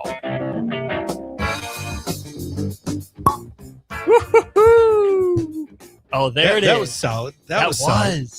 Got a little bit of cork on the microphone. Oh, that's how you know.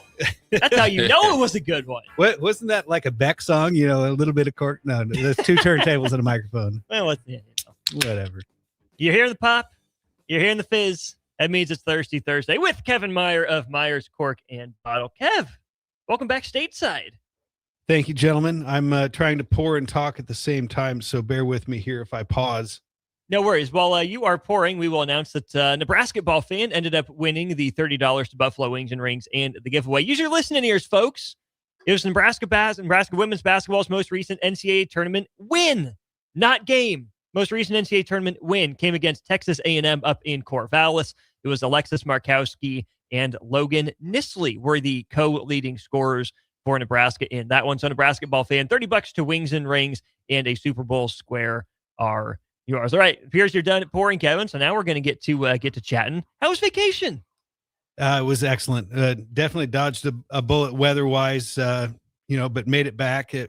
We flew back Monday, and if we would have been on the Sunday flight, which we would normally do, we would have been stuck until Thursday. So we just we got lucky, hit the sheets about 2:30 a.m. Monday night, and went back to work on Tuesday. So here we are. Did you feel like Neo in the Matrix bullet dodging, or was this more like, okay, this person just can't hit the target at the end of the range bullet dodging? I think the latter more than the former. You know how airlines are these days. But it's good to be back, even though it's cold.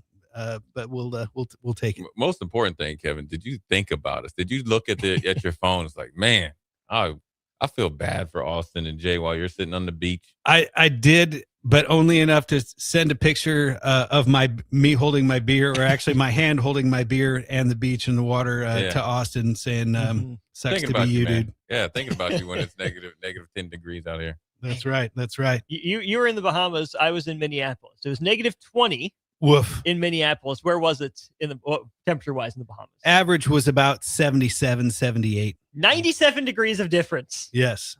We'll take it. Heard the 6 degrees of Kevin Bacon. How about the 97 degrees of Minneapolis to Nassau?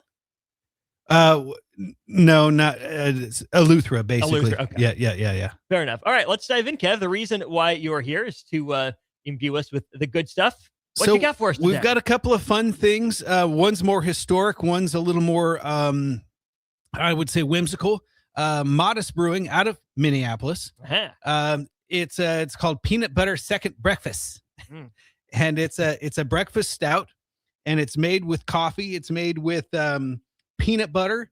It's made with maple syrup, and it also has some oat in it. So that's why they call it a breakfast stout. And do you remember when we did the Canadian breakfast stout? Yes. That was aged in the bourbon barrels that had maple syrup and then the beer? This is kind of their take on that, only instead of the maple syrup, they're doing peanut butter. Actually, it has both. Pretty good. Minneapolis representing to the fullest. There we go. The Fighting Jay Foremans. Oh, wow. That's pretty good. How about that? Yeah. Yeah, a little bit sweet. You can definitely taste the peanut butter. The peanut butter. At first, I was thinking it's more chocolatey, but it's definitely peanut butter. Yeah. Wow, that's really good. That's not. Now, is this a breakfast beer? Well, I don't think so, and I'll tell you why. Because these are coming in at 10%. Your day started out right. Well, it depends on how your night went. You might have to jump right back on it. Fully leaded. If you want to shoot a day, it's a breakfast beer. If you don't mind starting off with a little bit of a nap, then I would say this would be a great way to go. But yeah, it doesn't taste boozy. No. It's sweet. You get the peanut butter. You get a little bit of that coffee note in there. It almost kind of translates into that sort of Reese's peanut butter cup thing and going on with the chocolate and the peanut butter. But I think it's more the coffee and the peanut butter. And it's just brand new to the shop today. Today? Modest Brewing Company. They just do limited drops. So it's not like we've got cases upon cases of this stuff. It's we got in just a handful of 4-packs, and so I thought, people responded really well to that Canadian breakfast stout. This is a sort of a Minneapolis version of that, and it's really delicious. So peanut butter second breakfast, BREFFIX breakfast. The Lord of the Rings fan in me is just transported back to Fellowship of the Ring and Merry and Pippin. I don't think he knows about Second Breakfast Pip, but this beer people should know about. I like this one more than I do the Canadian one. It's a little less boozy. A little less boozy, also not as just cloyingly sweet. Like that one with the maple syrup, it was so forward, it felt so heavy. It was sticky. Oh, that's exactly. This one, I got the coffee first, then I got the peanut butter. And I think my third sip, I finally got a little bit of that maple syrup on the back. Yeah. It's definitely not cloying and not overly obnoxious when it comes to the syrup part. So Kevin, when you get these like specialty beers, is it you like take notes of what was successful before, and then you order it or look for it, or is it a distributor say, "Hey, Kev, this is something that you should probably get. This is when it's dropping." Kind of a combination of both. So we rely on our suppliers. I like doing business with the smaller guys. I'm a smaller local business. Most of those, the alcohol distribution in the state of Nebraska, I would say 90% comes from 3 main warehouses, and none of them are Nebraska owned. They're all nationally owned distribution companies. And so, the bigger the company, the smaller the customer gets. And so I'm definitely want to be known as the best service in town. The customer is king. You're going to get the best quality service and products that you're not going to find in a big box store. And this is definitely one of those. So we rely on our smaller suppliers for things like this. And then also take some mental notes where it's kind of like, oh, you know what? People really resonated with that beer and they continue to ask for it, even though, perhaps it was rotational and we can't get it anymore. But Modest Brewing Company out of Minneapolis, Minnesota, just a small microbrewery and second breakfast. Peanut butter second breakfast. How does one qualify as a microbrewery versus a brewery? Is there a distinction there? Is it just what you call yourself? Is there rules for that sort of thing? Yeah, gallonage. I mean, it just has to do with how much you produce. I don't know if there's a hard and fast rule, but it's not like they're distributing nationally in terms of what they produce. It's they're producing in the state of Minnesota and then limited drops in the neighboring states. Now, is microbreweries, that's like a newer thing, right? That hadn't always been around because it's always been bigger ones, right? I would say it's newer. Yeah. But I would say it started like back in the 90s when I was, like when we were in college. Right. So there were breweries like Anchor Steam, which no longer exists. Sierra Nevada. There was one, Pete's Wicked Ale was another one. And that was even before we were able to get the Fat Tires of the world and things like that. So it's progressively grown more and more and more. And then around COVID and slightly before, then it was the new hot thing where it seemed like there was a new brewery opening up every other day. And it got saturated to the point where a lot of those bigger ones that always had shelf space had to make way. And so we saw a lot of them either go away temporarily or permanently. And now we're starting to see a lot of those upstarts kind of disappear or at least pull back their distribution and get back to being just like tap rooms and things like that. Interesting. One last thing on this before we move to a couple things from the text line. Both of the seemingly more involved beers that you've brought with the Canadian Breakfast Stout and now this one, they've been pretty intense. They've been pretty complex, a bunch of different flavors in them. Is that simpler to do with a darker beer? Because does that make it darker because there's more ingredients, or why have they been the stouts that have all these different ingredients in it as opposed to something a little lighter? Well, I believe it has the capacity to hold it. And what I mean by that is that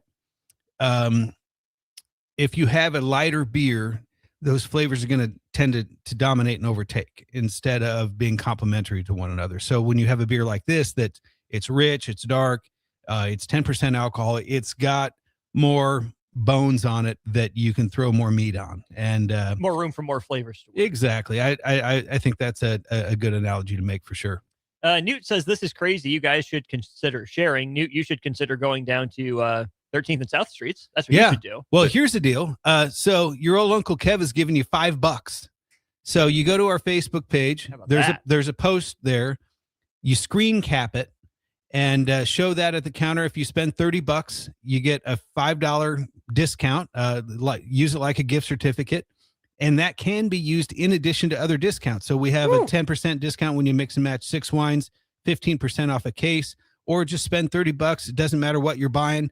And you get a free $5 from your old Uncle Kev. So check out our Facebook page. it's Myers cork and bottle, of course, and just screen cap it and show it at the register. How long is this promotion available? Just this weekend. Just this weekend. Yeah. Go. Yeah, that's right. Well, we want to add a sense of urgency. Yeah, I'm sick of dry January. Come on, let's go.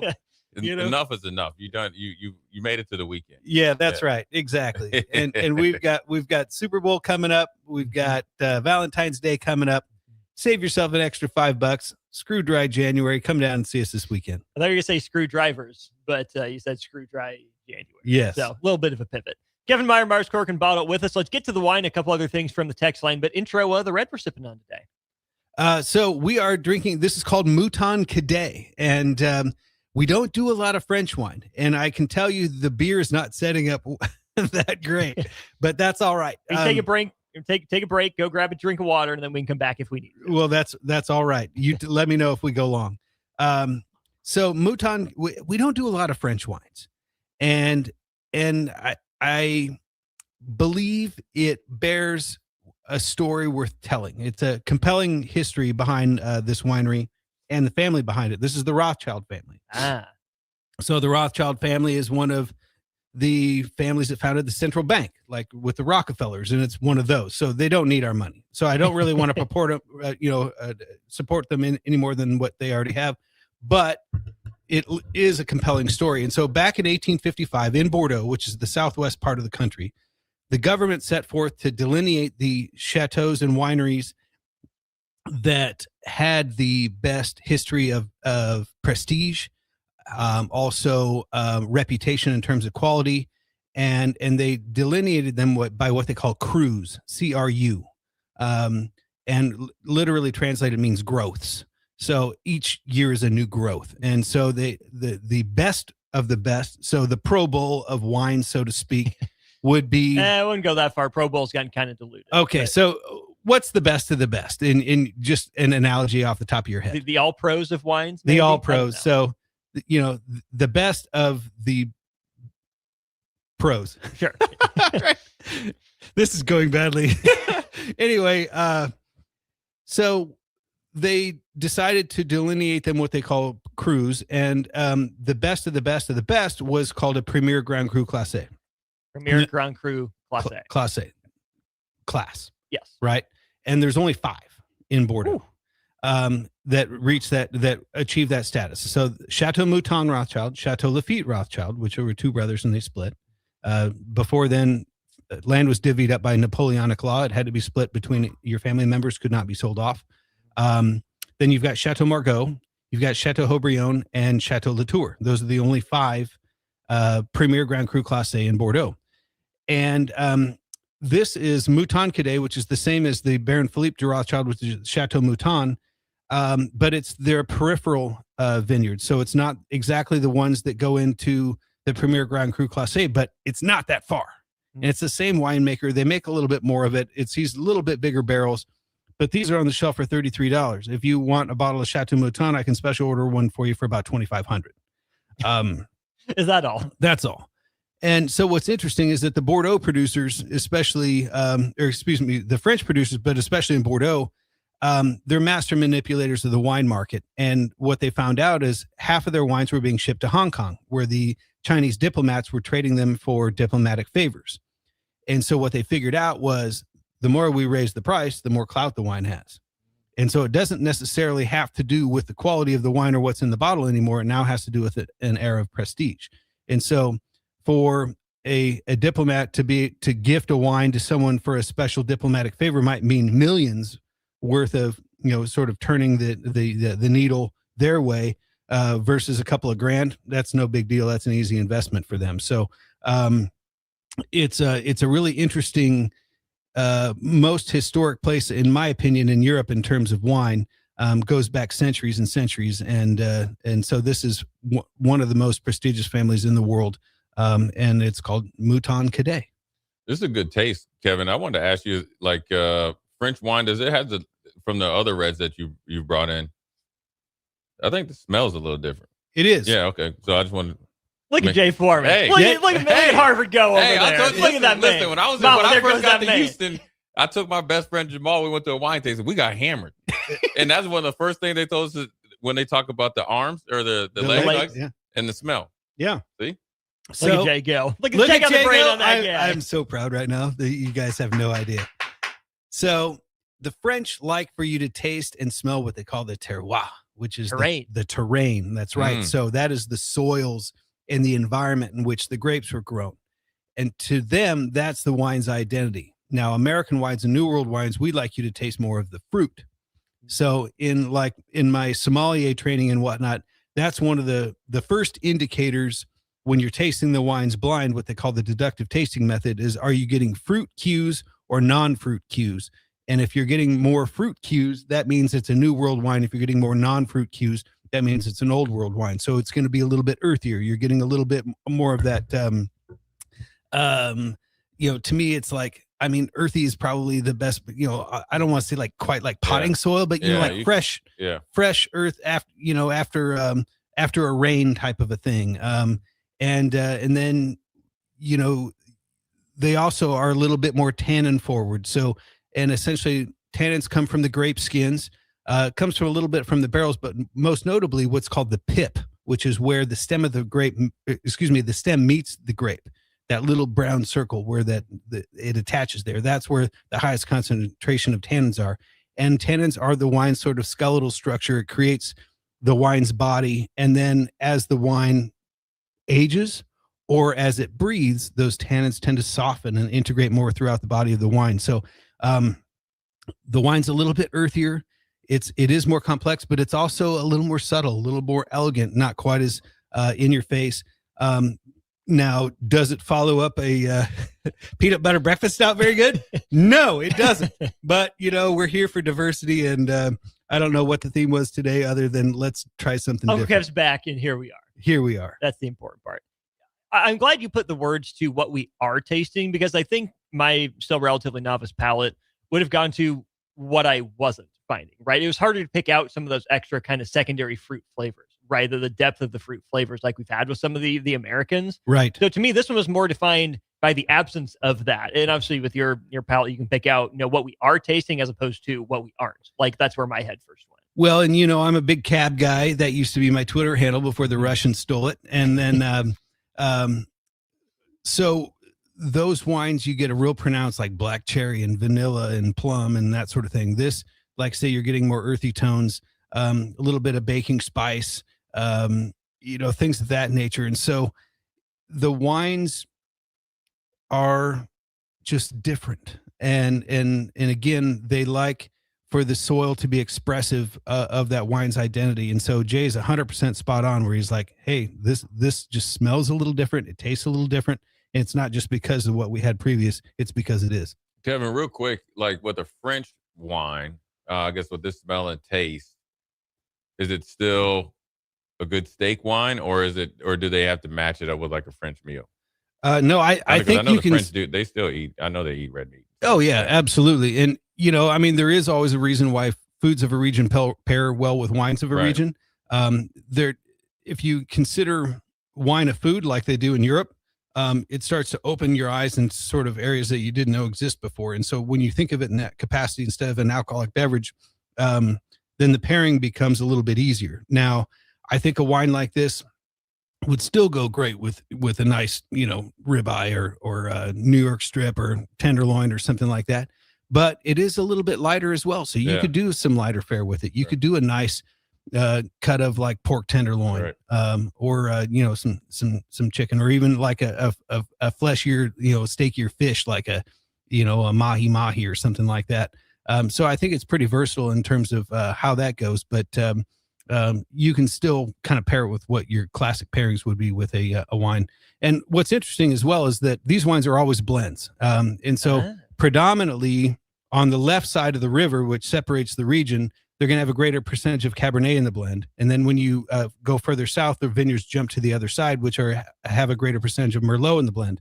But we're talking like 55% Cabernet, 40% Merlot, and then maybe 5 to 10% of Petit Verdot, which you don't see very often, Malbec, which is most prolific in Argentina, and then Cabernet Franc, which is the parent grape of Cabernet Sauvignon. And the wines are always a blend of those 5 grapes and none others. So they don't have to use all 5, but in this case, they do. Is that across France or just in that region?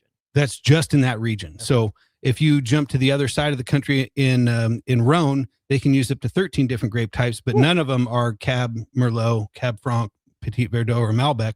We're talking Grenache, Syrah, Mourvedre, even some whites in the blend. So then you go into Burgundy, it's Pinot Noir, and then you go up to Champagne. It's a different ballgame altogether. So depends on what part of the country it comes from, dictates what grapes the wines are made from. We're glad you're back. So is our starter Heyman Jewelers text line, Kev. 6482. Kevin, what is your opinion on Yingling beer? Sorry. And do you have that in the store?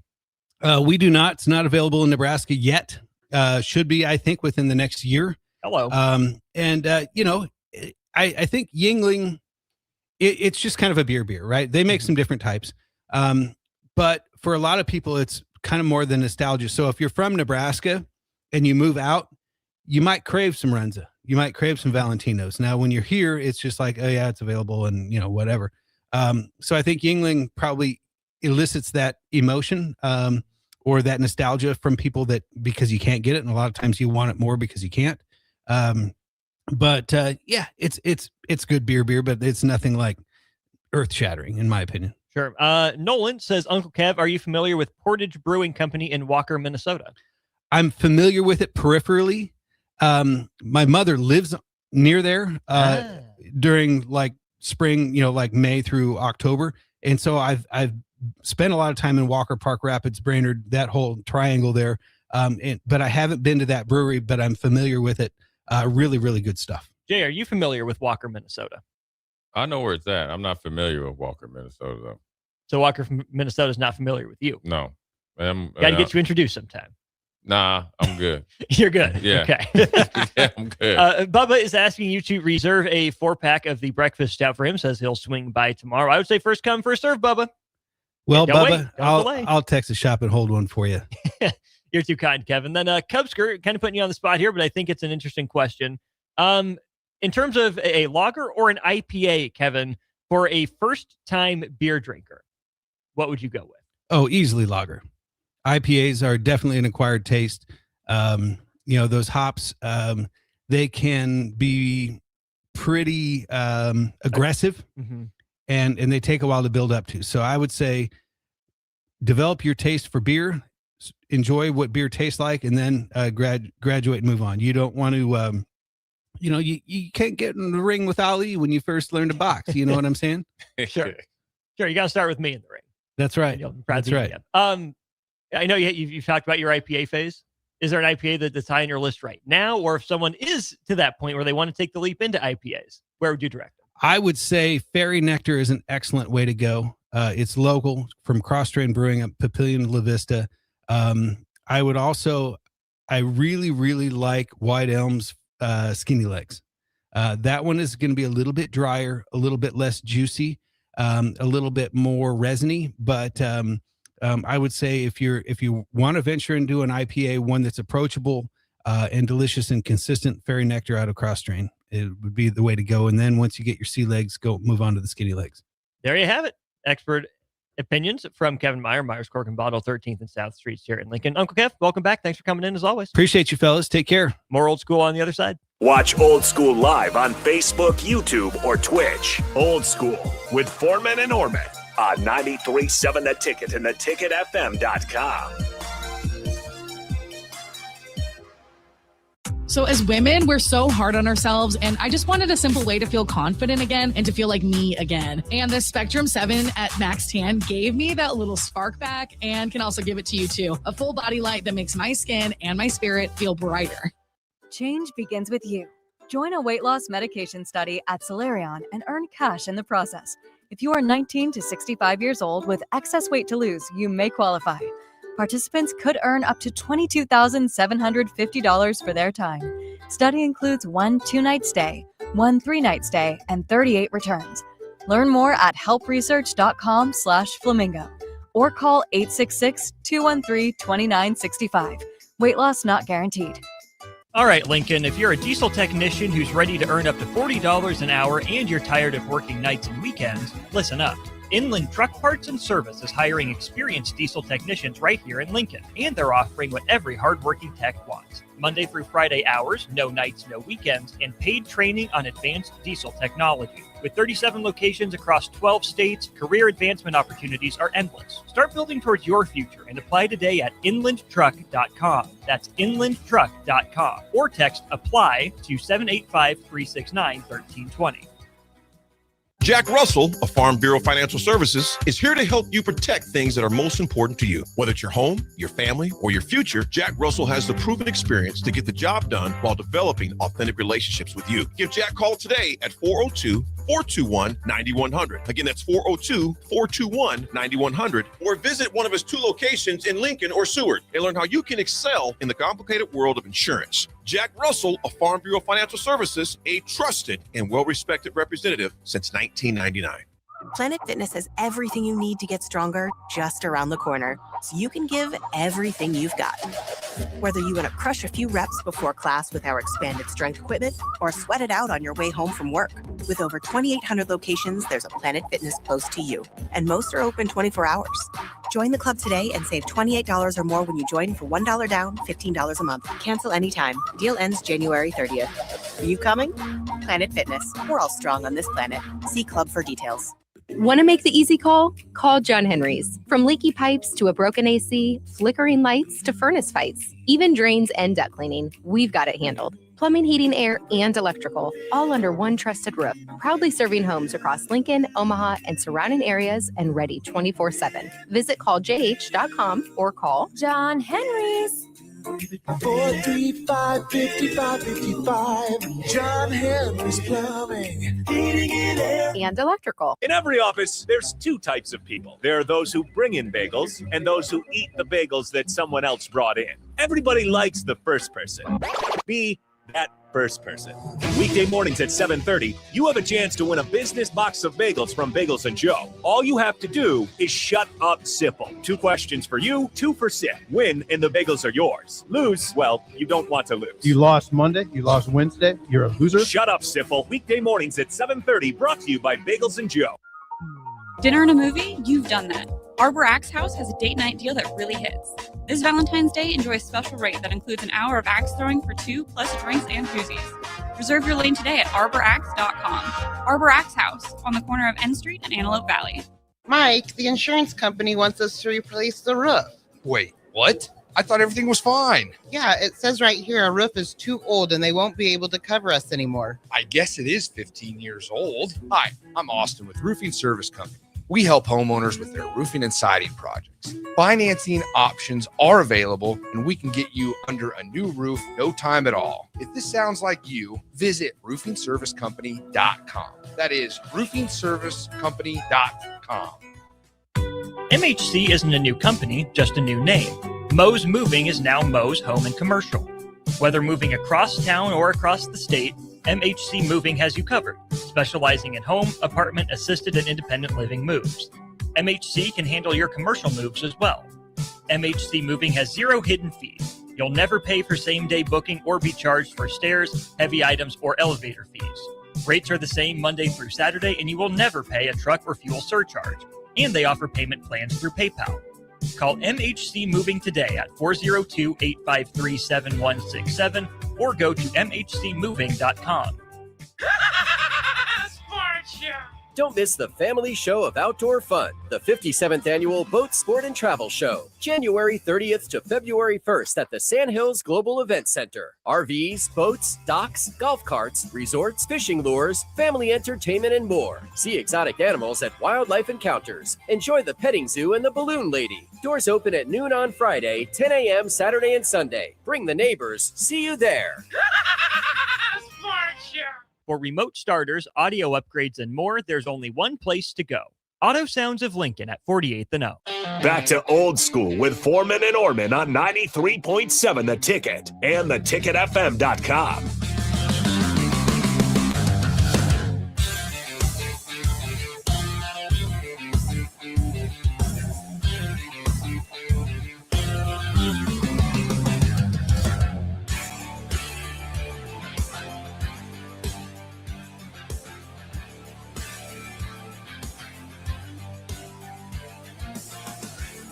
Welcome back in. It is Old School, 93.7 ticketfm.com. Big thanks, Kevin Meyer, Myers Pork and Bottle, as always, gracing us with his presence and his drinks here on a thirsty Thursday. Big thanks to Graham Tire for sponsoring Old School. They're celebrating 75 years of serving the Midwest. They're more than just tires. They do all kinds of car and light truck repairs, too. From brakes to oil changes, trust Graham Tire for service you can count on. Graham Tire, getting you to the places that matter most. Well, Jay, I don't think LeBron James is going to be in business for 75 years in the NBA as a player. He's in year 23 right now, has been back to Cleveland, but man, last night hit him harder than others. They play another tribute video for him at that first media timeout. Bron couldn't keep it together. Not a great game for him and the Lakers. The Cavs trounced them by 30 points. But LeBron was a little more willing to reflect, a little more open about, this could be the end. Haven't made that decision yet, but he wasn't quite able to put words to why this one hit him harder than it did, previously. But man, that was a sight in Cleveland last night. I mean, I think it, catches up to you. You get, not only you're going back to Cleveland, and obviously he's from that area, obviously Akron, but then, he's had his first run, went to Miami, came back, brought him a championship, made Cleveland a place to be, brought in a ton of money to that local economy. Right. Hadn't really been back a lot. And then this is a different trip because his son's on the team with him. And so probably a lot of memories. And I saw like I don't know if it was a social media post where he had all his extended family there. Yeah. And so it probably all hit him. I mean, they probably. He's looking up at his mom and said, her son and grandson, oh, bleep, that just hit me. Yeah. Yeah. I mean, when you think about it, it's, life has moved on. I mean, you've been on the grind. He really's never had an off season because he's always kind of taking care of his body. And then you win in championships, you're in championship mode. Obviously the Lakers, you win a championship and then you're trying to fight to get back. So you're constantly, and they've been having a revolving roster. So he's been having a lot, and then Olympics and all that other stuff. So I think it's just, all hit you at once. And he probably knows he probably has a, maybe another year or two after this. And this hasn't been an easy season. I mean, without admitting it or saying it, on a whim, Rob Pelinka essentially turned the team over to Luka, which, LeBron would probably be fine with, but I'm pretty sure handing over the guard, you probably would have liked it differently and probably expected differently. The Anthony Davis situation. So a lot of it kind of wears on you. And then boom, I'm back in my hometown playing, against a young and upcoming Cavaliers team that, been rumored that LeBron was going to come back to. So, and still could next offseason. Yeah. They probably need him. Probably have to get rid of DeAndre Hunter and or Jarrett Allen. They'd probably be fine with that because you got Mobley and, you can get some kind of Mitchell. And you got Mitchell. And Spider Mitchell needs somebody because he struggles when it comes down to money time because he has to do so much. Well, and he's a 6-foot guard. Spider Mitchell's not the biggest dude on the planet. Right. And that's and you remember I forget what NBA analyst said this. It's you don't win championships. I think it was actually a 6'2". Was it Rebecca Hammond? Oh yeah. Yeah, she said it. It's you do not win championships because she was talking about the New York Knicks guard. He's you're not winning with small players. And so LeBron would alleviate some of that. And plus he got championship pedigree. It'd be a good story. It'd be interesting to see if it happens. I mean, obviously I think the Lakers, it's kind of like they're in this. It's both of us. It's you. It's me. We got the new kind of Luka. They probably are looking at Luka as we don't know how long this. I mean, because he can't. The one thing they don't appreciate about LeBron, he's always available. Obviously, if he's not injured. Whereas Luka's outside of sciatica, he's there. Yeah, I know, right? That was probably would have been on a flight from Los Angeles to Cleveland or New York. I think would have magically got healthy, but I think it's a weird situation. And you throw in the Luka situation. I think the jury's still out of whether he can be a leader of your franchise for what the Lakers standard is. But I think ultimately last night was a good night for the NBA, a good night for LeBron. I mean, obviously, you would have liked to, see him perform like he did. Remember the time that he had that picture of when they were down in Charlotte and he was dunking and looking over at Jordan. You probably would like that type of performance, but it's just probably part of the process that he has to get used to, whether it's the farewell tour or maybe this is his last go around. If you had to guess right now, is this it, or do you think there's a farewell? I think there's one more. I think there'll be one more. I definitely know it'd be hard pressed to see why LeBron would be on the Lakers next year. Right. The team has been sold, and obviously Rob Pelinka's there, and it's a changing of the guard. Clutch Sports isn't kind of working behind the scenes, and they do have obviously stronghold on throughout the NBA. But and I don't even think LeBron wants to go somewhere where he can run things. I think he wants to go somewhere potentially Cleveland, and obviously New York has obviously been there where he can fit in and be kind of like pay it forward and show him how to win a championship and maybe lay a foundation there. Even as recently as last year, LeBron James finished 6th in MVP voting. And Jay, there's just not a bunch of players that have aged the way he has. I mean, yeah, he's 41 now, but finishing 6th in the MVP at age 40 last year. I want to throw out a couple texts here from people. Jordan P, he was fake crying. I have League Pass and watched the Cavs telecast with all sorts of angles. That was fake crying. And Thomas and Lincoln, when we mentioned this at the top of the show, said, LeBron's not a Laker. Get him stat padding, wannabe top 10 player out of the league. He's ruining the game. I get that you can have your opinion on LeBron James. You like him, you love him, you hate him. There's really not a lot of in between. But I hope we don't actually mean that, because it's going to be a while before we see another LeBron James. Right? I mean Victor Wembanyama could be the next generational guy. I mean, maybe we're watching one with Jokic. Another American, right? Yeah. For a while, right? But LeBron got big, right? But he's pretty average size for an NBA guy. Maybe slightly above average size, but his combination of skills, what he meant to the league in kind of the post-Michael era, there's going to be a post-LeBron era. It's going to be Jokic. It's going to be Wemby. We can go on and on through the list. But the longevity with the production, and even a guy like LeBron, Jay, he's averaging 32.2 points a game right now. Yeah. On the sneak. Now that he's played in all of them. He's played in 29 games. He started all of them.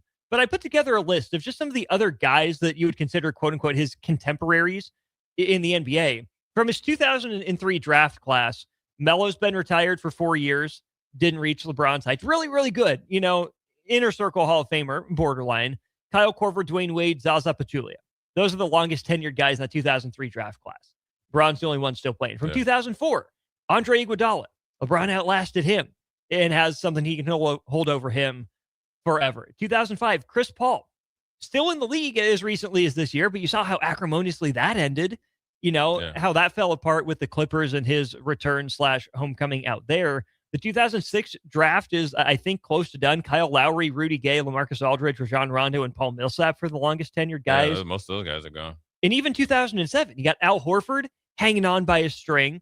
Mike Conley hanging on by a string. Jeff Green, Kevin Durant is still balling. Yeah. But that's 4 years younger than LeBron, plus an entire year missed due to the Achilles injury that he suffered. And Thaddeus Young. So I get why people might not like LeBron, but I also want them to understand that we haven't seen a guy like LeBron dominate the league and be as effective as he is, even at this age, after being in the league for now 23 seasons, for a long time, and we might never see it again. Never going to see it again. And also, I know it comes down to LeBron and Jordan. Let me tell you something.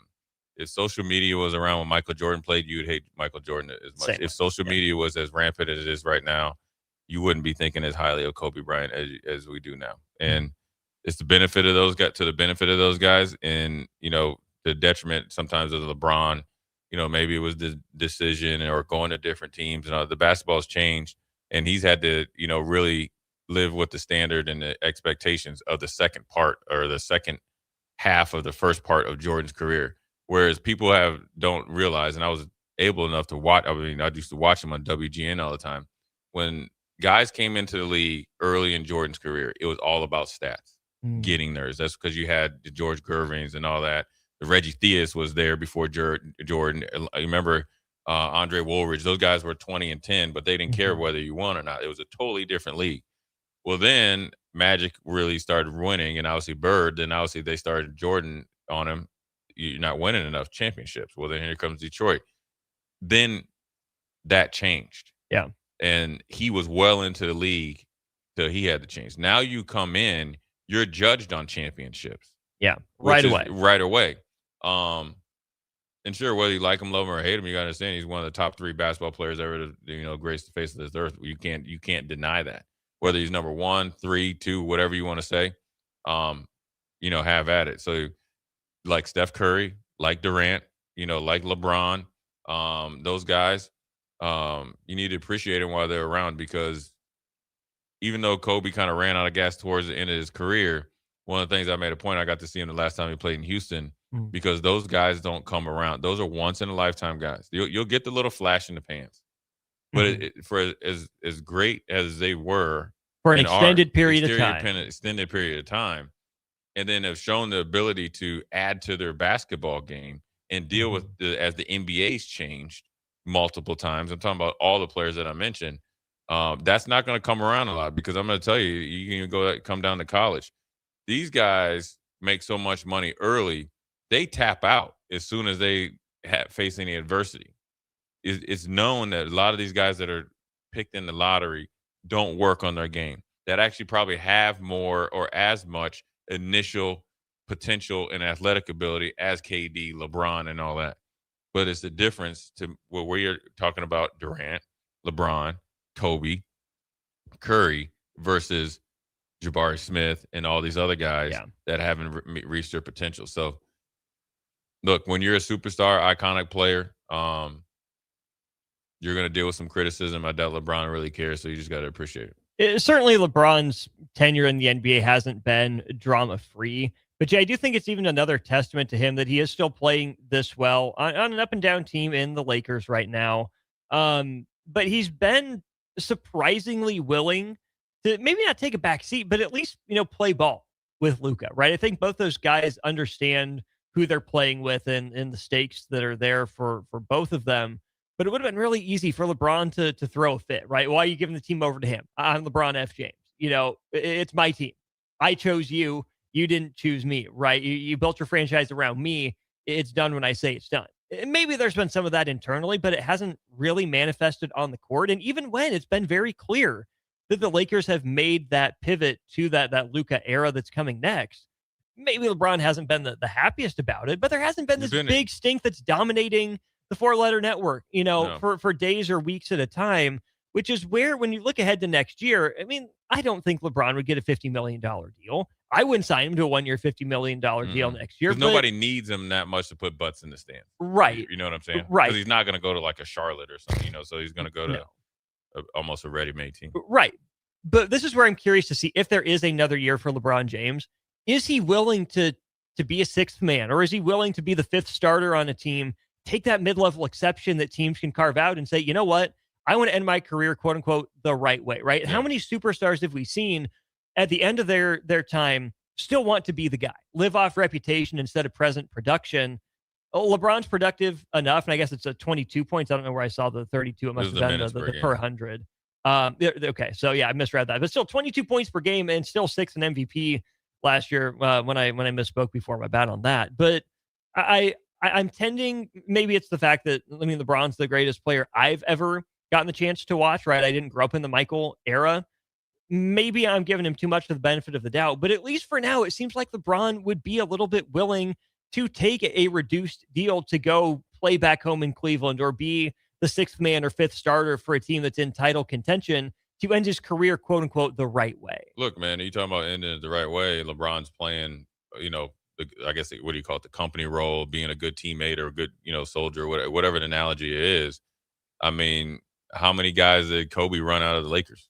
Whether Dwight Howard, who's obviously first ballot Hall of Famer, and all the other guys that he wasn't willing to compromise with. Yeah. That's why I say that as much as people give LeBron, some critique and grief, it was happening in real time, but it just wasn't ran 80 million times on every single social network or media outlet. And so, I think LeBron, I don't think he needs to go somewhere because he's still a starter. I think he needs to go somewhere where he can fit in and just go and maybe obviously reduction. He's averaging 22 right now. You can see him still being a very viable player. And obviously they would probably, load manage him or whatever, where he's averaging 17, 18 points and being a, high, even higher assist to turnover ratio. Mm-hmm. And he's kind of like that player coach out there, because when you look at a team like Cleveland or the Knicks, they both need playoff maturity and experience, right, to get over the hump, right? And you're still facing the Boston team when healthy as a problem. But we'll see where else it could be a possibility where he could go. I'm sure he has enough stuff set up to keep him busy, that if it's not a good space or plot or space, then he might just say, you know what, I'll retire or take a year off. You could also see him going to a place like Golden State, you know, he always kind of wanted to play with Curry and all that, and just kind of, you know, one more swan song. And Steve Kerr has affinity for him. Let's say they trade Jimmy Butler away yeah. for Giannis here in the coming days or over the offseason. They're going to need a wing. Yeah. So, and he would definitely fit in and play like team ball, because that's how that's why everybody compares him to Jordan. He's a lot different player than Jordan. Now he can give more magic than Jordan. Right. He's more magic than Jordan, but, you know, like the Boston Celtics, so he'll give you 46, send you home. Like Detroit saw, he'll give you 25 in a row. Right. So he can give it to you any way you want it. And so, you know, the best thing you do is appreciate it. You know, nobody's perfect. Nobody's career is perfect. I mean, you know, you're talking about Bill Belichick and Deflategate and Tom Brady along with Deflategate and Spygate. Nobody's had a perfect career. Even, you know, you think of Joe Montana and the 49ers and their run has never been perfect. Magic Johnson, Lakers never been perfect. Michael Jordan's career has never been perfect. I mean, took a year off, whether you want to call it baseball, suspended by the NBA for gambling.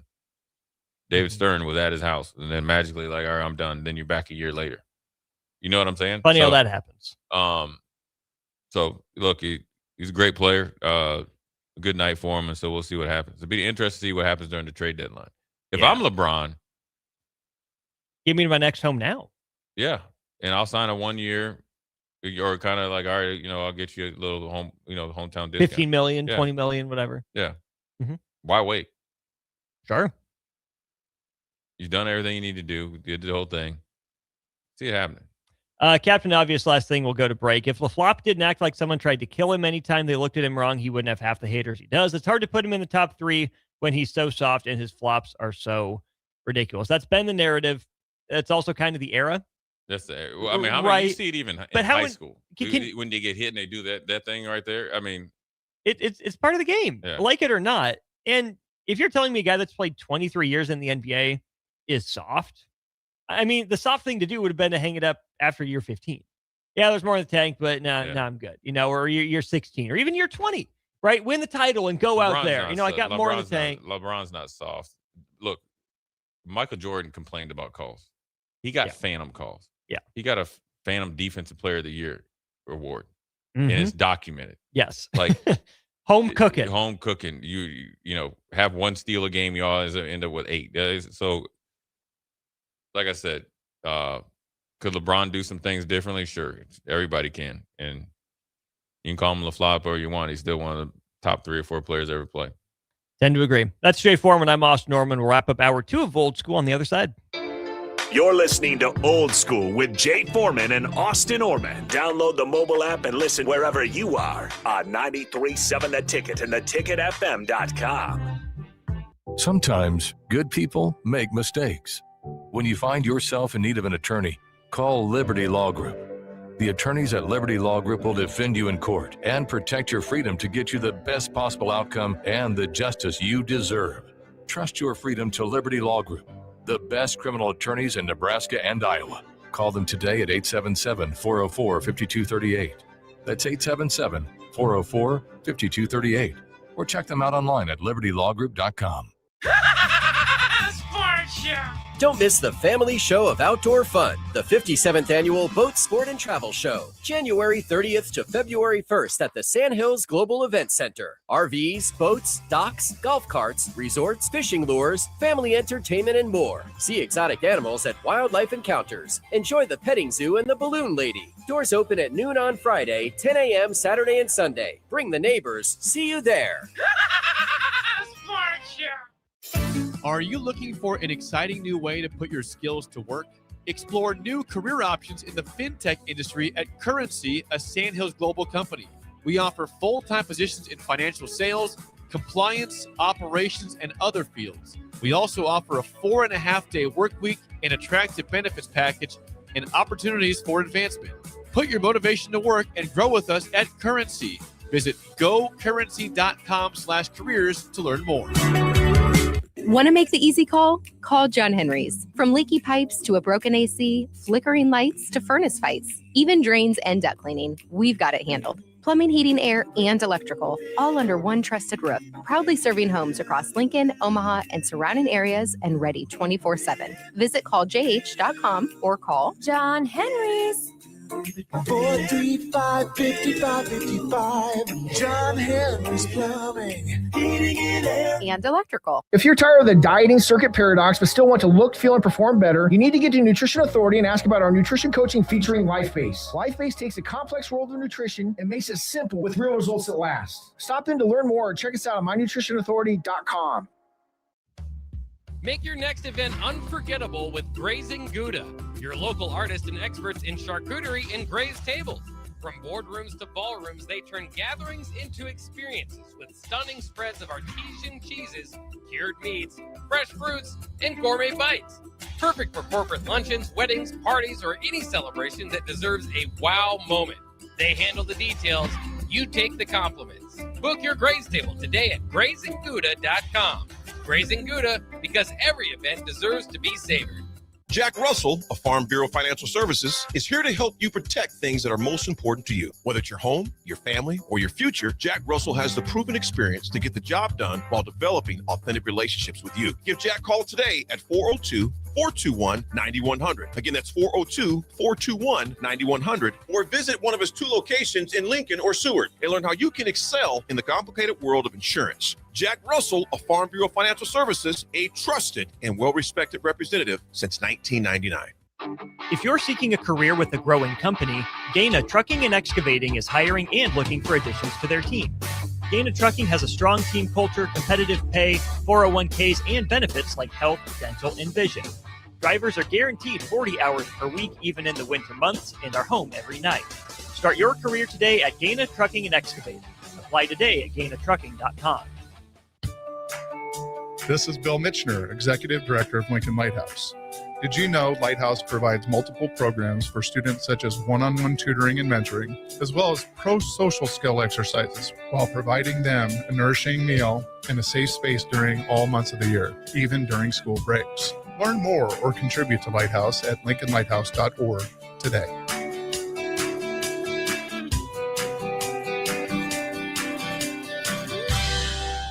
In every office, there's 2 types of people. There are those who bring in bagels and those who eat the bagels that someone else brought in. Everybody likes the first person. Be that first person. Weekday mornings at 7:30, you have a chance to win a business box of bagels from Bagels & Joe. All you have to do is shut up, Sipple. 2 questions for you, 2 for Sip. Win, and the bagels are yours. Lose, well, you don't want to lose. You lost Monday, you lost Wednesday, you're a loser. Shut up, Sipple. Weekday mornings at 7:30, brought to you by Bagels & Joe. Just got the brakes fixed on my car today. You did? You haven't even left the office. I didn't need to. I got a guy who picks up my car and drops it off when it's done. Well, who's your guy? Graham Tire. They have pickup and delivery service at all 5 of their Lincoln locations. Schedule your service online on the Pickup and Delivery tab at GrahamTireLincoln.com. That's GrahamTireLincoln.com. Let us do the running. Some limitations apply. See store for details. Back to Old School with Foreman and Orman on 93.7 The Ticket and theticketfm.com.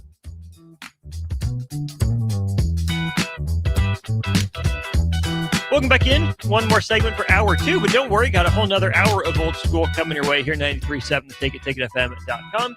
I'm Austin. He's Jay. This segment brought to you by Love Volleyball Nebraska. Get your tickets to watch former Huskers like Lexi Rodriguez and Jordan Larson dominate the court at lovbneb.com. Jay, some NFL coaching news. The Eagles are now hiring Packers quarterback coach Sean Mannion to be their offensive coordinator.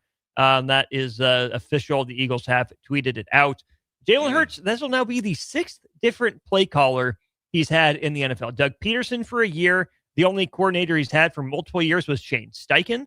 And then Brian Johnson, Kellen Moore, Kevin Patolo, and now Sean Mannion moving forward. Obviously, turnover from an organization like the Eagles to some degree is expected. When you're good, when you win, teams are going to want to hire you. But for a quarterback like Jalen Hurts, who still, I think, has some questions to answer, that's a guy I think might want some continuity and some stability at the OC position. I mean, it's no different than Justin Fields when he was in Pittsburgh. I mean, not Pittsburgh, but Chicago. Yeah. You need the that's so important for quarterback's development. Now coaches kind of are already on the move year in and year out. You know, you have a good offensive year, you're all on to try to be a head coach, rightfully so. Mm-hmm.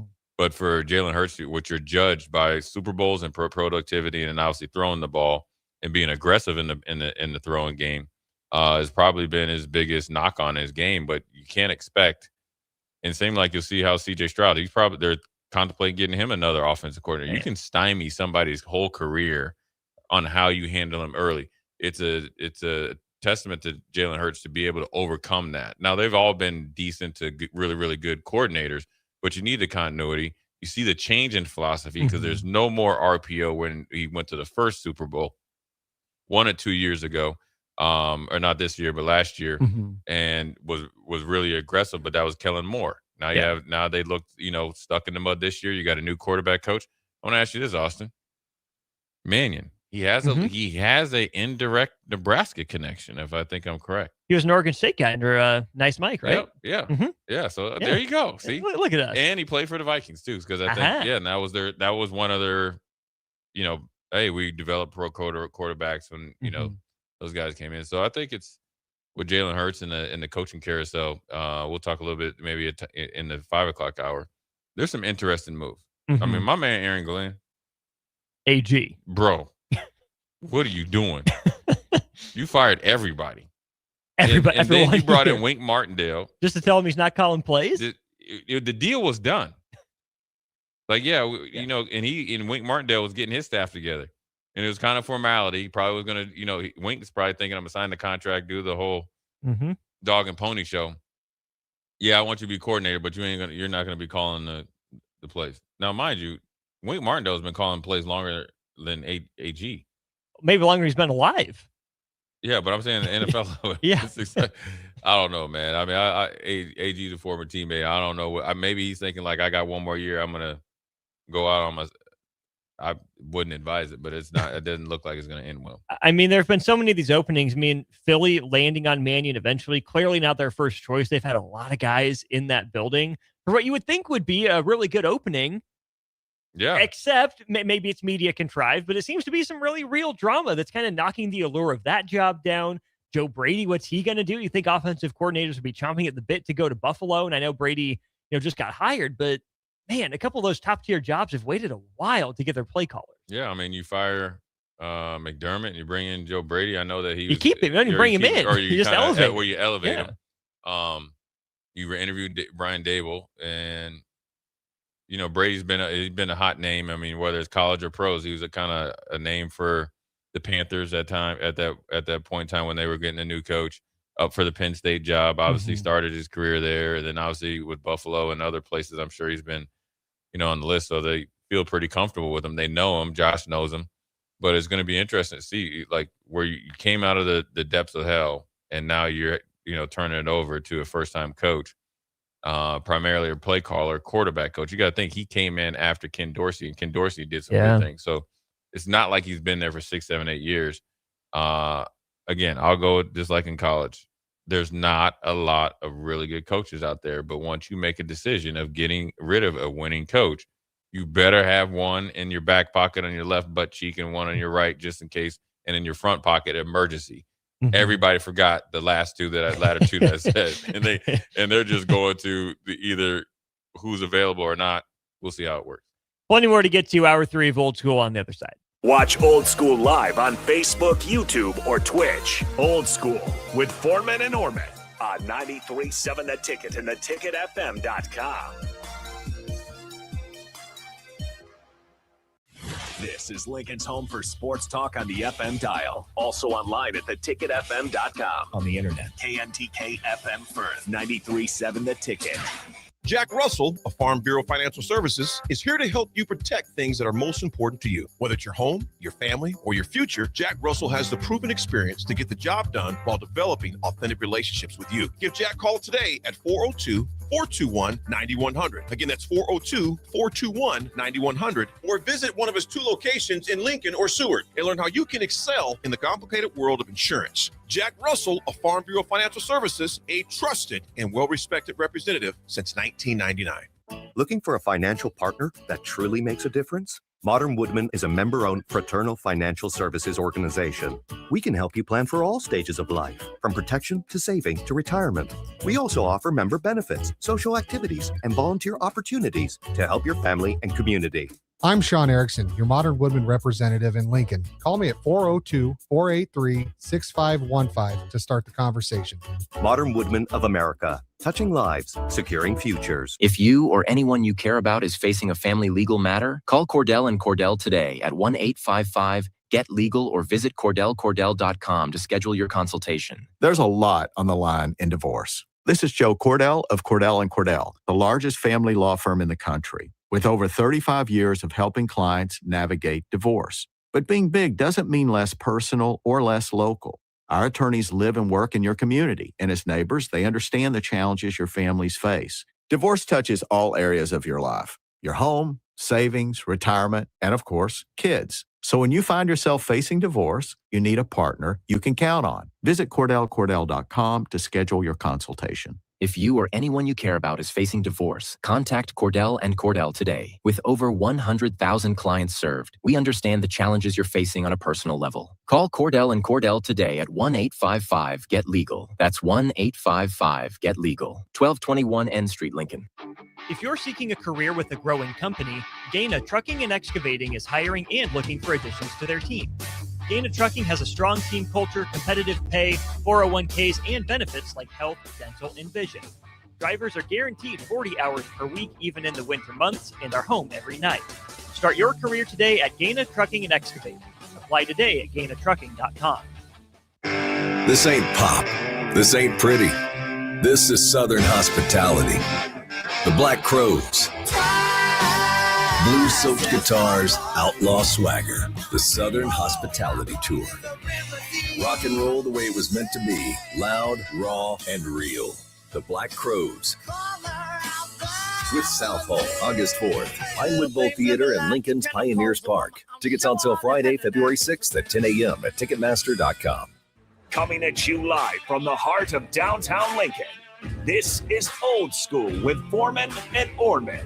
Nebraska Football Hall of Famer Jay Foreman. Here's Troy Detmer dropping straight back in the pocket. Rifles a pass. It was tipped. It's picked off by Foreman. He's at the 15, 10, 5. He'll score. Foreman got it, and it's touchdown Huskers. Black Shirts answer the call one more time. And Austin Orman. Old School with Foreman and Orman is sponsored by Graham Tire Company of Lincoln. Your tire store next door with 4 Lincoln locations. Old School with Foreman and Orman on 93.7 The Ticket and theticketfm.com. What up, third hour? Jay Foreman, Austin Orman, Old School. A little bit of brisk day. We got a little bit of snow, but I think it cleared up. So obviously, hopefully everybody's traveling pretty good.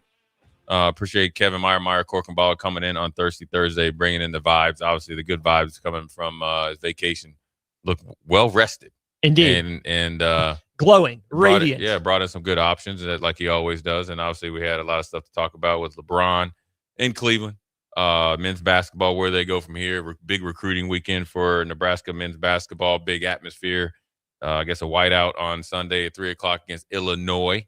So look, a lot going on like as always, but I sent Austin, and I want you guys to text in. I sent him an interesting article that was on the fourletternetwork.com that essentially it says, in long story short, that in youth sports, that means all the way up to high school, from very beginning to high school, that people have stopped coaching based on the parents, which is obviously I coach, the kids, it's always at 80-20. The kids are at 80%. You get one parent that makes up 20% that makes it a little bit frustrating. I think youth sports, club sports has grown 500 times, obviously from when I was, participating in AAU and then even more. And I think it's almost like, obviously it's a money grab and a business. I think as college sports has changed with travel portal or transfer portal, NIL and the squeezing of high school athletes, I think you see more pressure going down to, the youth leagues or whatever. Look, there's good and bad things about it. I think there's a lot of coaches that try to get into it for the right reasons that aren't able to do it because they're not looking to make money off kids or the situation. Mm-hmm. I think you have to almost, in some ways, play them in order to stay competitive, unless you're just really, a really good athlete, Mm-hmm. better, where you can kind of, I play football when it's football season, basketball and basketball season, might do baseball or track. You got to really kind of pick your sport, I think, a little bit too early. And I think it's a byproduct also with, some of the high school coaches, where they make you commit and they kind of hold it against you if you do other things. And I think, whether we talked extensively around these areas where, the difference between Lincoln and Omaha, where, how you become a coach and all that other stuff. But then, obviously, when you're a teacher and you're coaching high schools, you don't have to deal with the parents. Very rarely. Mm-hmm. I mean, you got some coaches that'll make some promises and stuff like that, but you don't have to deal with, intimate. You're not traveling. So when I was coaching, when I started, building my own program, and, like I said, one of my best friends is coach at Baylor, high school coaches in college. Got a lot of friends that coach, youth sports and in basketball, football, and baseball. If I had a certain age group, I would have at least two teams in each age group. So like a gold team, silver team. Well, okay, if you got 8 to 10 kids, say a pair and a half per kid, times 8 times 2 times 2 other age groups, it's just a matter of numbers. You're going to be dealing with, and you're traveling, right? So high school coaches don't travel like that. Sometimes you're going to pick up kids. Sometimes you're having a car full of kids and you're traveling, or you're traveling together. You're going out of town sometimes. You're getting on the plane sometimes. And that can, I wouldn't say it wears on you, but you get some parents that make you question, and it is a job. You just don't, the days of, I'm just gonna coach on Saturdays and then I'm gonna just, you don't ever turn it off, because as you're coaching, you're thinking what's next. Whether it's the fall or winter, spring, summer, fall. I mean, it's a constant going, and a lot of coaches that that coach, I commend them, because it's a lot of time, a lot of money. You will spend a lot of your money, and because I think that look, there's not every kid's fortunate enough to be able to pay some of these huge fees that you have to play, and there's not, that's just part of the game. So you want to give a kid and their parents the best experience possible. It's the blessing and the curse, I think, of the explosion of youth sports, and really just the explosion of sports across America. Some of it from social media and just coverage. And it's great for us. We're sitting here, we're talking about sports all day, every day. We like when sports are big.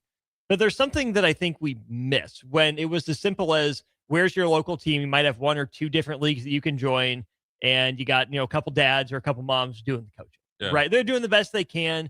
You compete in the moment because it's what you do, but really it's more social, right? You're learning the game a little bit, and then, hey, it's a big deal when a kid from our program goes on to the next step, right? There's got to be levels to this, because there absolutely needs to be room for these top level traveling programs that are serious about getting kids to the next level, that are focused on it, that want to drill down to the details, that want to hone in on the fundamentals and just find a way, however possible, to grind it out and get to the next level. There's also got to be room for, hey, the recreation, or, it'd be fun to go to the next level. If I get noticed, great, but we don't have the money to travel, or, there are 2 other kids in the house, and, it's just what's most affordable is right here in front of us. There are positives and negative both ways, but I think that the biggest issue in my mind, Jay, and I had a great experience. I was only a coach for a couple of years. Shout out to my Lincoln Lutheran parents that I had. Didn't give me too much grief, as I was the first time young coach, and I also didn't get too much grief from my wife at home. So I was blessed. There's a lot of things I would go back and do differently. There's some things that I appreciate about what I did. But for me, it's just, I want to be able to have the opportunity to coach my kids when they get there, right? Well, I coach them in high school, probably not. Maybe through middle school, depending on how things work out. But some of the best, moments and memories of my life were hanging out at the ball field with mom and dad, right? Going to basketball practice with my friends. And, their dads were the coaches for the most part. And it just bums me out that the level of pressure and the focus maybe on the next level, or if you're not winning or you're not focused on the next level, you're getting left behind.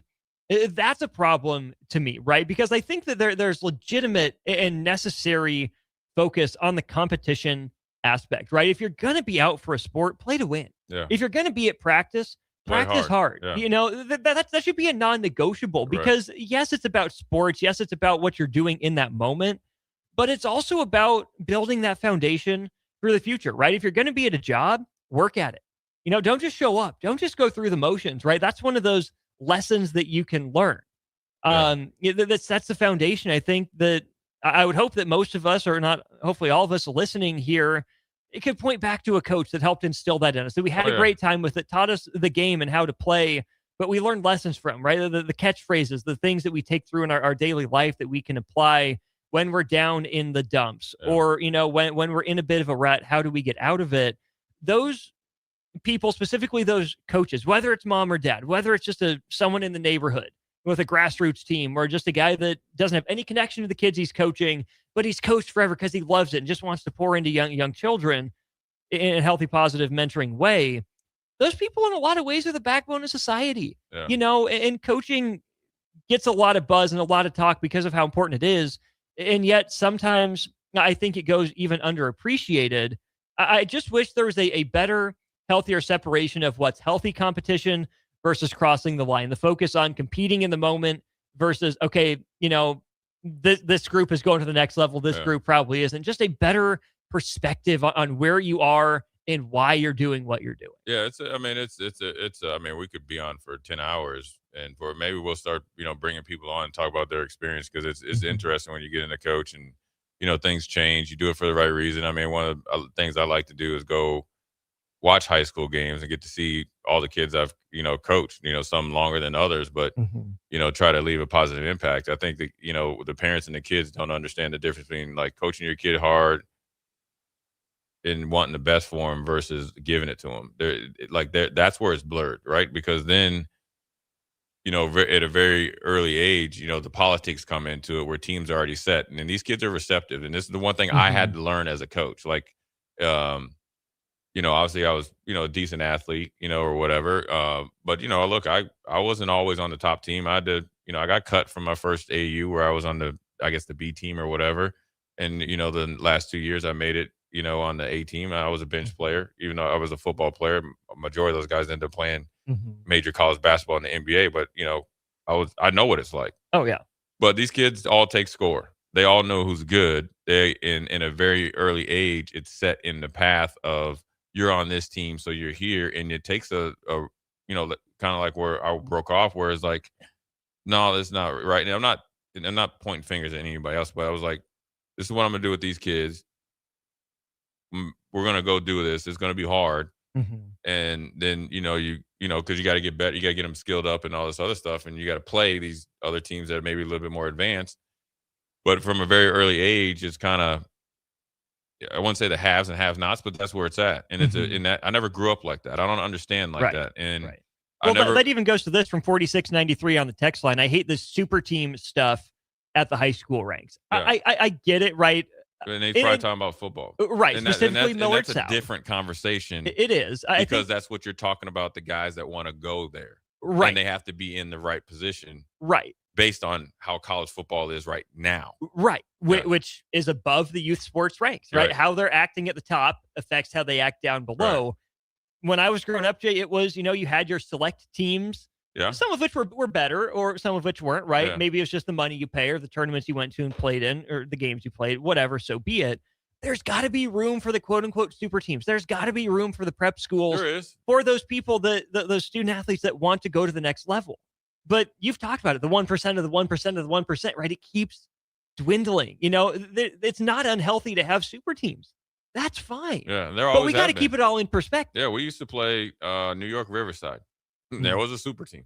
Played against Kenny Cheatham and played against Marcus Nash and Jonathan Brown from Tulsa, Oklahoma. I think that's where they're from. And that was, they had guys that played at the University of Oklahoma. I mean, you know, the AAU team I was on, I mean, it could have been, it was me, Sam Jacobson, Khalid Alameen, Akeem Carpenter, Big Adrian Peterson, Bebop Walker. I mean, all those guys went way, you know, and Robert Mestis that played Miami, Ohio, and all those guys, Jared Nunez that coaches at Baylor, you know, played with Drew at Valparaiso. I mean, so that was a super team. I was like 8-9 on the bench. You know, so I was trying to come in, hit some threes, dunk or whatever, just sit my butt down on the, you know, so, and then Sam Jacobson, I think it was, John Thomas was a lottery pick. I know that for a fact. Sam Jacobson was first round pick. He played for the Lakers. So, but back then there was only 2 AAU teams, and there's guys coming from everywhere. There were 2. Yeah. There were 2. And it wasn't as How big many then. teams are there now? But you got to think. Yeah.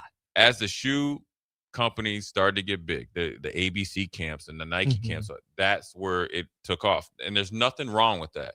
I think where the lines get blurred is that, you know, the kind of the, you know, haves and have-not starts very early. And then you deal with the kind of the parents. And then you have some schools like Norris. They're really good. They just grew up playing together. That's what their advantage is in high school. Because they kept in, they came up through their, it's old school. You played Norris travel and you kind of go up through it. Now, mostly, but they've all played. Now you got some that played on some circuit teams or whatever, but they all know each other and they kind of run, and it kind of comes to the high school team on down. You know, football, you know, is different. Like the club scene in basketball and the AAU scene in Minnesota is drastically different. Minnesota has their own AAU league. You don't have to go anywhere. No. Now those teams do travel because we played against them. That's how one of my biggest high school rivals on the basketball court, his son played on another team that we played against. And at that time, his daughter was Emmett Johnson's girlfriend. And that was in 6th, 7th, 8th grade.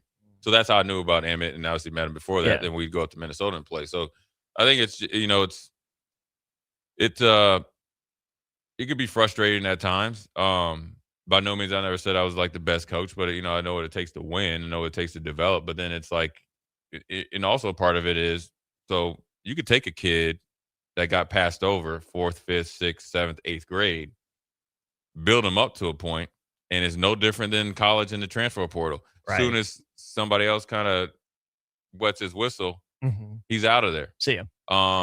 That's hard to deal with because it's the time, the money, the resource. Because that's when then you're like, okay, well then why'd I ever pour time into him? Forget the money, because the money's part of it, right? The resources into him. Then you got the parents in there, and all, and the parents have. Then you get as the kids get better. And it's the thing, you got to win to kind of get more looks. You got to win to kind of keep them invested in understanding it. Because it's only so true that if you're good, they'll find you. Right. And right now, it's really not. Yeah. Because, you know, quiet as kept, these college coaches they don't recruit. There's so many that don't want to go to the back gyms. Well, no, they don't go to the back gyms. They don't recruit. They barely watch tapes because they don't have to. Because when they go to these tournaments, right, whether you're playing on the Under Armour circuit, Puma circuit. Now, granted, when you're down in the Nike circuit, that's different. Your PCM stuff, whatever. But they're going specifically to look at 1 or 2 guys. Right. So you could be scoring 40 right next to them. They're looking for, you know, Austin and Jay or whatever. That's what they're coming to look like. And that's what because they're looking for fits and all that. The guys they've heard that they want to get in with, as opposed to just going with a blank slate. And then like the FCS or Division II and on down, they're just sitting pat and just waiting for the trickle-down effect. Yeah. Right? Because guys are either getting pushed out, they're not playing, they're transferring down. So that just squeezes the high school players down. There's a lot of high school players that aren't playing in college just because they never got a look. That 10 years ago, 5 years ago, would have been a D1 player. The reason why, you know what, if you want to stop, and you can't stop it right now, but I will say this, if you want to stop super teams in basketball and football, I would tell if you want that too, but if you want to stop it in Nebraska, right, they're not even super teams, right? Because I could tell you, like, Miller South would go to Minnesota and get worked. They were borderline top 25. Yeah, but they roll over to Eden Prairie and all them and Totino Grace. They will see some linemen that they're just as big as them that are going to major colleges. You just don't see it because it's just normal up there, right? Basketball as well. But if you want to do that, I would encourage all these local colleges around here to actually recruit Nebraska players. How about that? High school players. Because and I think we're going to have Ryan Held on tomorrow, and he will tell you this. Because they will stay. Midwest players are guys close. They will stay. That's how you build a program. The same thing that Matt Rule's trying to do over there. Get guys here, develop them, and kind of bring them up. They will stay. If you want to stop it around here, that's one way to kind of put the finger in the plug in the hole. And then you got to come down and really try to. Obviously, you got to get some continuity between how they do things in Omaha and do things in Lincoln to make it more competitive, then that would eliminate a lot. Not eliminate it, but alleviate a lot. But when you look at youth sports, look, you could coach 10 kids on a team. Or the roster 10. I mean, I usually like to have 8, but just say you had 10. When you're young, you have 10 because, I mean, they can't even walk. You can't you walk and chew gum, right? Right? So you got 10. Right. You could have 9 kids, right? And you'll sleep from 11 o'clock to 6.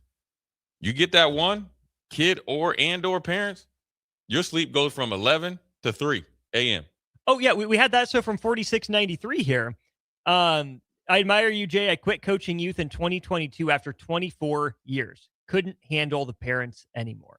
Yeah. That's heartbreaking, right? 4693, I don't know you from Adam. Don't know what you did. I'm going to assume if you're coaching for 24 years, you had a genuine enjoyment for and appreciation of what goes into coaching. And the time comes for all of us. Yeah. Sometimes it's the right season, sometimes it's not, right? My dad was a high school softball coach. By the time the third one rolled around, hey, sorry, I don't really have time for that anymore, right?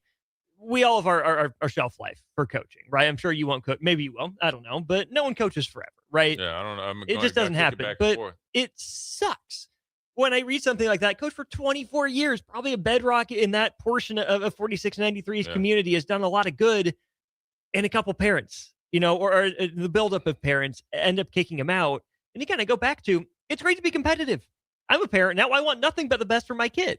But I pray I never cross that line into making a coach quit and being unappreciative for what they're doing or, accosting refs or whatever.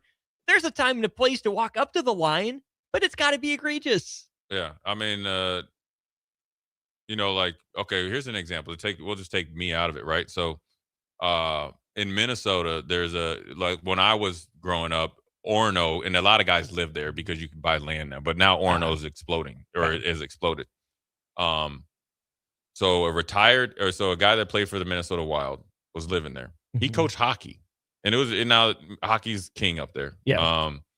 And a team that had kind of been brought up, they used to get their head beat in, but then obviously as people start moving there, you get better.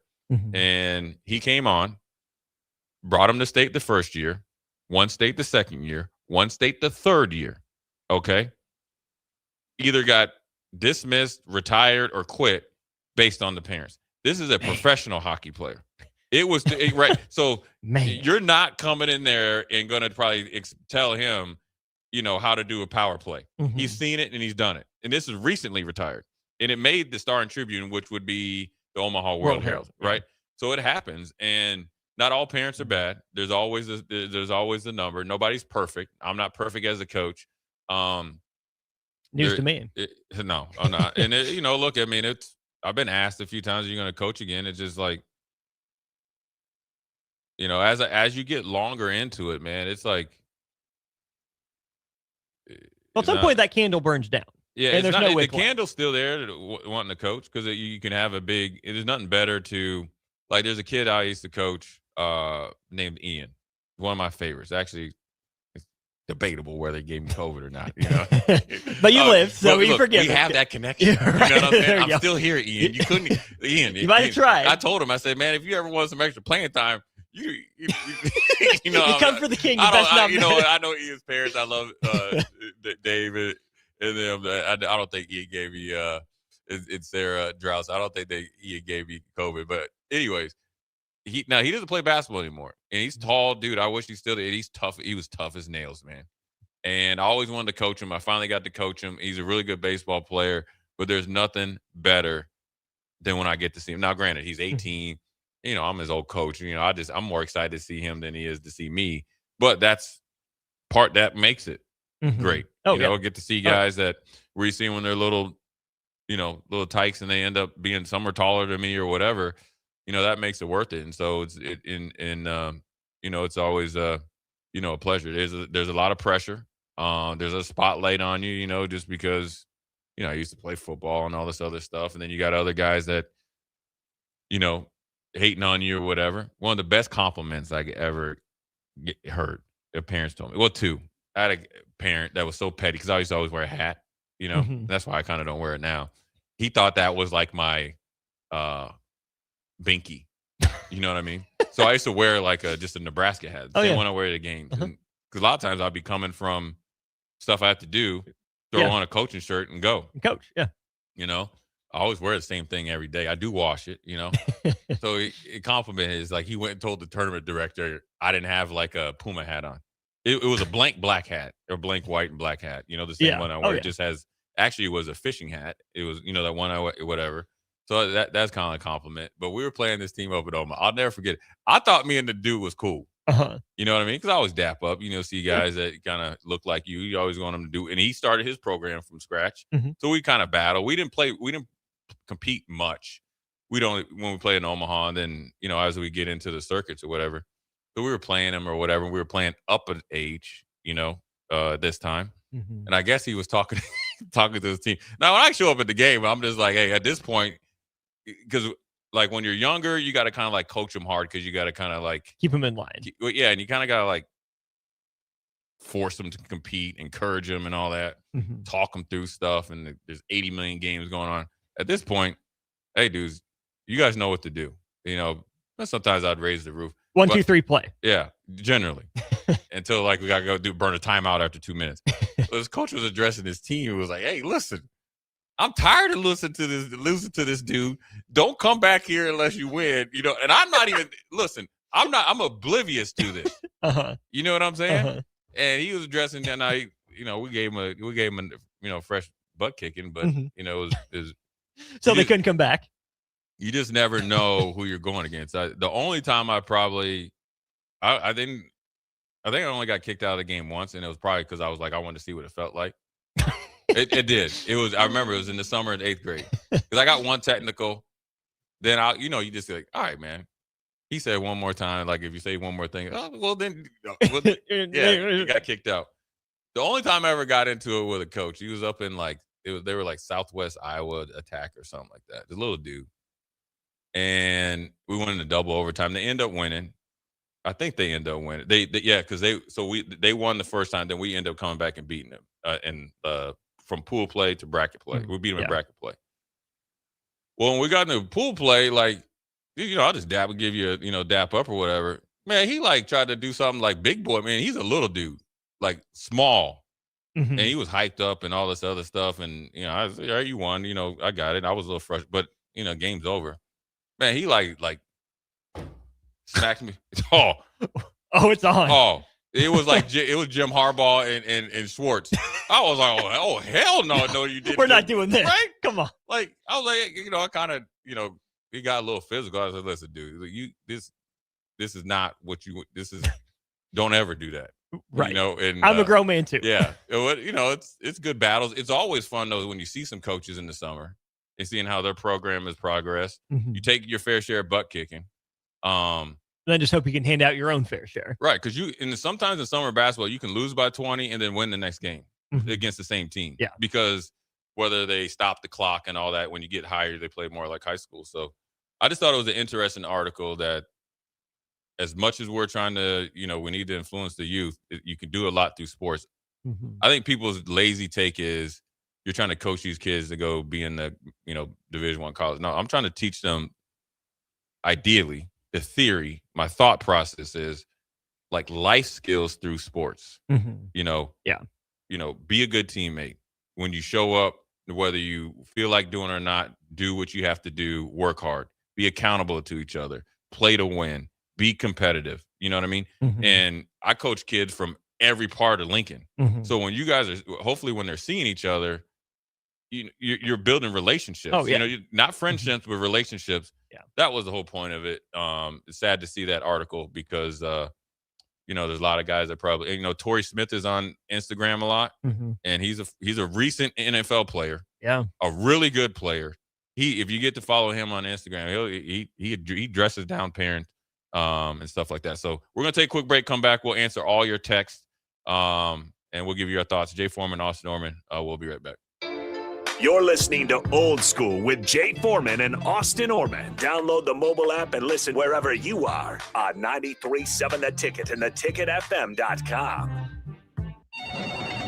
Just got the brakes fixed on my car today. You did? You haven't even left the office. I didn't need to. I got a guy who picks up my car and drops it off when it's done. Well, who's your guy? Graham Tire. They have pickup and delivery service at all 5 of their Lincoln locations. Schedule your service online on the Pickup and Delivery tab at GrahamTireLincoln.com. That's GrahamTireLincoln.com. Let us do the running. Some limitations apply. See store for details. Hi, I'm Scott Miller, Business Development Officer at Midwest Bank's Lincoln branches. As a lifelong Lincolnite with over 30 years of experience in financial management, I'm here to help your business grow and succeed. My focus is building strong relationships with businesses and clients across Lincoln. Because at Midwest Bank, we believe banking is about people, not just numbers. Visit us at midwest.bank or stop by one of our Lincoln locations. Your community, your bank. Midwest Bank. Member FDIC. If you or anyone you care about is facing a family legal matter, call Cordell and Cordell today at 1-855-GET-LEGAL or visit CordellCordell.com to schedule your consultation. There's a lot on the line in divorce. This is Joe Cordell of Cordell & Cordell, the largest family law firm in the country, with over 35 years of helping clients navigate divorce. But being big doesn't mean less personal or less local. Our attorneys live and work in your community, and as neighbors, they understand the challenges your families face. Divorce touches all areas of your life: your home, savings, retirement, and of course, kids. So when you find yourself facing divorce, you need a partner you can count on. Visit CordellCordell.com to schedule your consultation. If you or anyone you care about is facing divorce, contact Cordell and Cordell today. With over 100,000 clients served, we understand the challenges you're facing on a personal level. Call Cordell and Cordell today at 1-855-GET-LEGAL. That's 1-855-GET-LEGAL. 1221 N Street, Lincoln. Have you been looking for home technology upgrades but don't know where to turn? Online information can be contradicting and confusing. Lincoln's own experts at Diode Technologies can turn your living room into the place to watch your favorite sports. Whatever your vision is, Diode Tech is ready to make it a reality. From home theaters to outdoor entertainment spaces, they bring you along through the entire process to make sure you get exactly what you want. If you're ready to upgrade your entertainment space, visit Diode Tech online at diodetech.net or give them a call at 402-793-5124. Want to make the easy call? Call John Henry's. From leaky pipes to a broken AC, flickering lights to furnace fights, even drains and duct cleaning, we've got it handled. Plumbing, heating, air, and electrical, all under one trusted roof. Proudly serving homes across Lincoln, Omaha, and surrounding areas and ready 24/7. Visit calljh.com or call John Henry's. 435-5555. John Henry's Plumbing, Heating and Air. And electrical. This ain't pop. This ain't pretty. This is Southern hospitality. The Black Crows. Blues-soaked guitars, outlaw swagger. The Southern Hospitality Tour. Rock and roll the way it was meant to be. Loud, raw, and real. The Black Crows. With South Hall, August 4th. Pinewood Bowl Theater and Lincoln's Pioneers Park. Tickets on sale Friday, February 6th at 10 a.m. at Ticketmaster.com. Don't wait. The clock is ticking at Landmark Implement's annual inventory reduction sale. For a limited time, get special financing as low as 1.9% for 12 months, then 6.2% interest for 48 months on select equipment. No auction, no waiting, just inventory price to move. Once it's gone, it's gone. Visit Landmark Implement or shop online at landmarkimp.com. Then click on the featured used equipment and experience the Landmark difference. Back to Old School with Foreman and Orman on 93.7 The Ticket and theticketfm.com.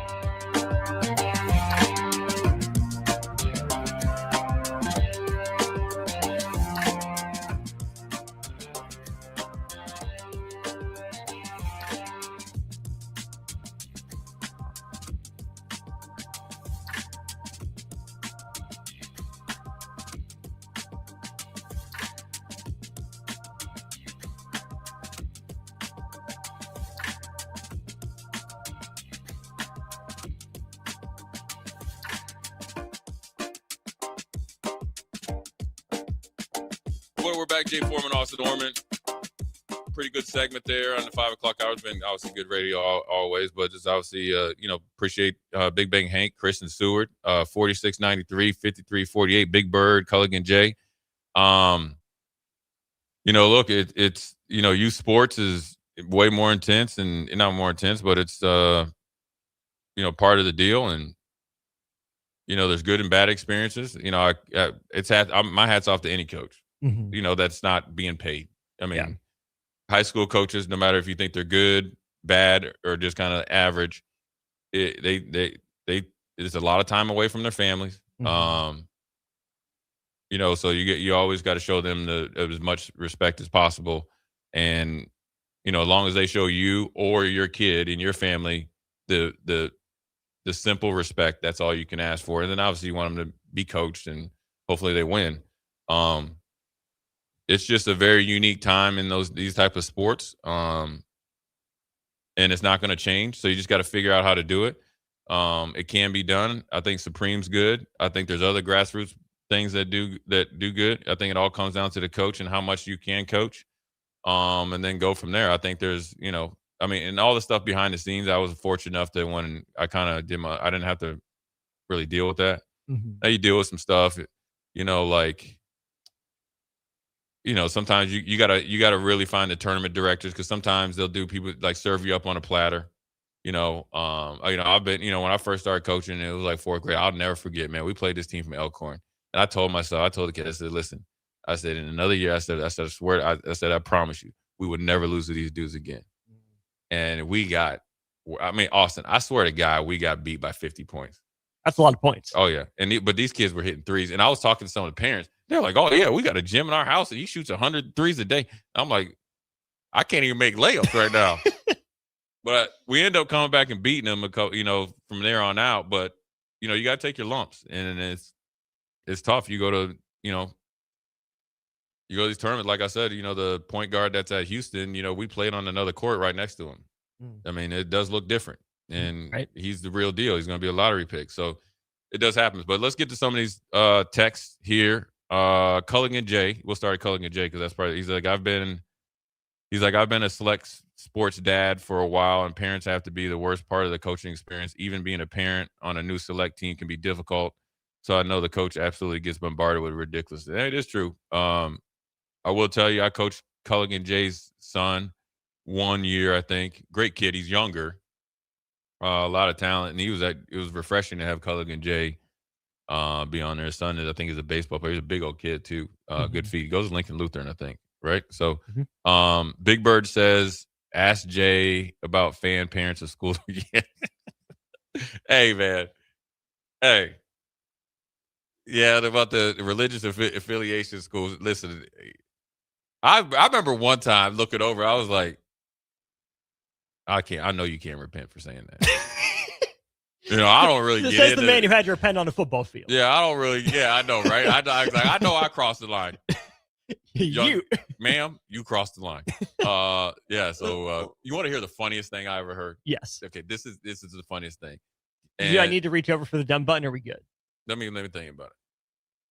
Oh, no, it's not. It just not really. So we were playing this team from, it was kind of like maybe like Omaha, North Omaha. And this team that I was coaching was probably like my B. It was a mix between B and C, I think. And, they try to press you and stuff. And I coached a kid named Hunter Lemke. He was like my joker. He's actually just committed to play Hastings for football. Hey, congrats. But he could shoot the three. He could set picks, and he could rebound. But I'm not. We play at a high pace. So as a Hunter, I need you from free throw line or 3-point line to free throw line, 3-point line, right? But he's a big kid, could pass, had great hands and good feet. So you go through a press. That's the dude that'd be in the middle, because he delivered. You ain't gonna just go take the ball from him. He's a big old dude. He's not going through him, not going around him. And he's a big old kind of like, big old white kid. Yeah. Right. So we had a couple of other, black kids on the team, but one of the parents, I guess he was at either in the stands or at the scores table. I think it was in the stands. Like leans over, talks to one of the moms. He's like, man, you guys are pretty good for a bunch of white boys. Oh my God. Hey, when they told me that, I was dying because who just has the audacity to say, man, that's a good game, man. You guys are good for a bunch of money. So I was laughing so hard when I got in the car, I was crying because I just would never think that somebody would say something like that. It was a compliment, but it was funny. It's so, the Nebraska men's basketball story. Right. Straight up. And we were working. We were working out. Can I just say this in response to Big Bird as well? Okay, so I am one of those religiously affiliated alums, right? That's me, right? I mean, the first public school I attended was University of Nebraska Lincoln. Oh yeah. So I did the whole parochial school thing, right? Wouldn't trade it for the world. I will tell you, human nature is human nature, right? Yeah. For all of us that try to act holier than thou, like, I'm sorry. Like, some of it's just kind of like in our DNA, right? Some of us don't mean to, some of us do. But at the end of the day, it's competitive, right? The religiously affiliated school kids want to win just as bad as the public school kids, right? The parents, guess what? It's their kid out there too. Some things are going to be said, right? Yeah. We can't apologize. We need to apologize for our human nature. And when we let it get the best of us, right? Maybe we're supposed to hold ourselves to a higher standard, and so be it. Yeah. But here's the thing: conduct unbecoming happens regardless of where you go to school. It's all right, man. Because it's all right. I mean, I like it. I like it. I mean, I like it when as you get older and you get into big games, it does get fun because when you're in those tournaments, people are watching and the game's exciting. It's good. So, Kristen Stewart says, "Good show, guys. I agree that there needs to be a space for elite travel teams, but I draw the line at 8-year-olds." With shooting sleeves and embroidered gym bags, which we all have seen here in Lincoln, Nebraska. Some parents need to get real with themselves and their kids. Maybe wait a few years until you see if the kids even likes basketball, and it could change. You had kids. Talk about Tyrell Chapman and Dante Curtis. And all the kids. I love all my kids, even the ones that were knuckleheads. Even the crash outs. I don't know. That's the only suspect at best. Man, I said broke. I mean, dang. I was somewhat of a crash out. You full-fledged. But like Tyrell, like he was a great basketball player, crazy athletic, tough as nails, really great under pressure, and he's playing at Penn State to play football. Mm-hmm. That's his sport. His dad played professionally, and obviously, as he, took it to the level that's at. Dante Curtis is playing at Akron, linebacker, right? Was great to play with. He's in Ohio, Pickerton in Ohio. He would have played, high school basketball.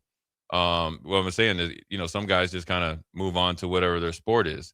And you just take it for whatever you got, or whatever you can get, from them.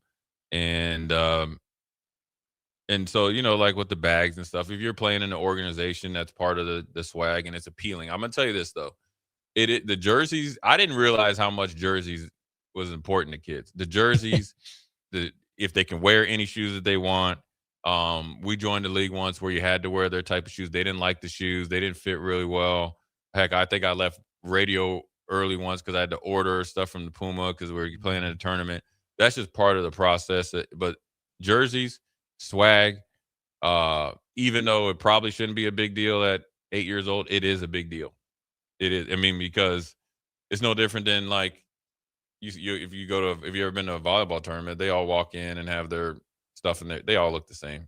There's something about, team camaraderie and unity and, making sure no one gets lost in the crowd. And it's kind of cool, right? If you're part of an organization like that can do it.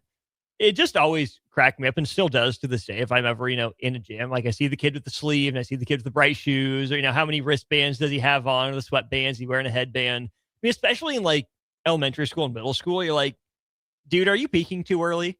Like, I know I don't look like much, but yeah. What can you possibly be overcompensating for? Like, you really think you're that? Cool, you got some clout now. They but like they like the guys that they're be like the guys that they're see on TV or now they watch Instagram and reels and stuff like that. So I mean, that doesn't really bother me. It did change my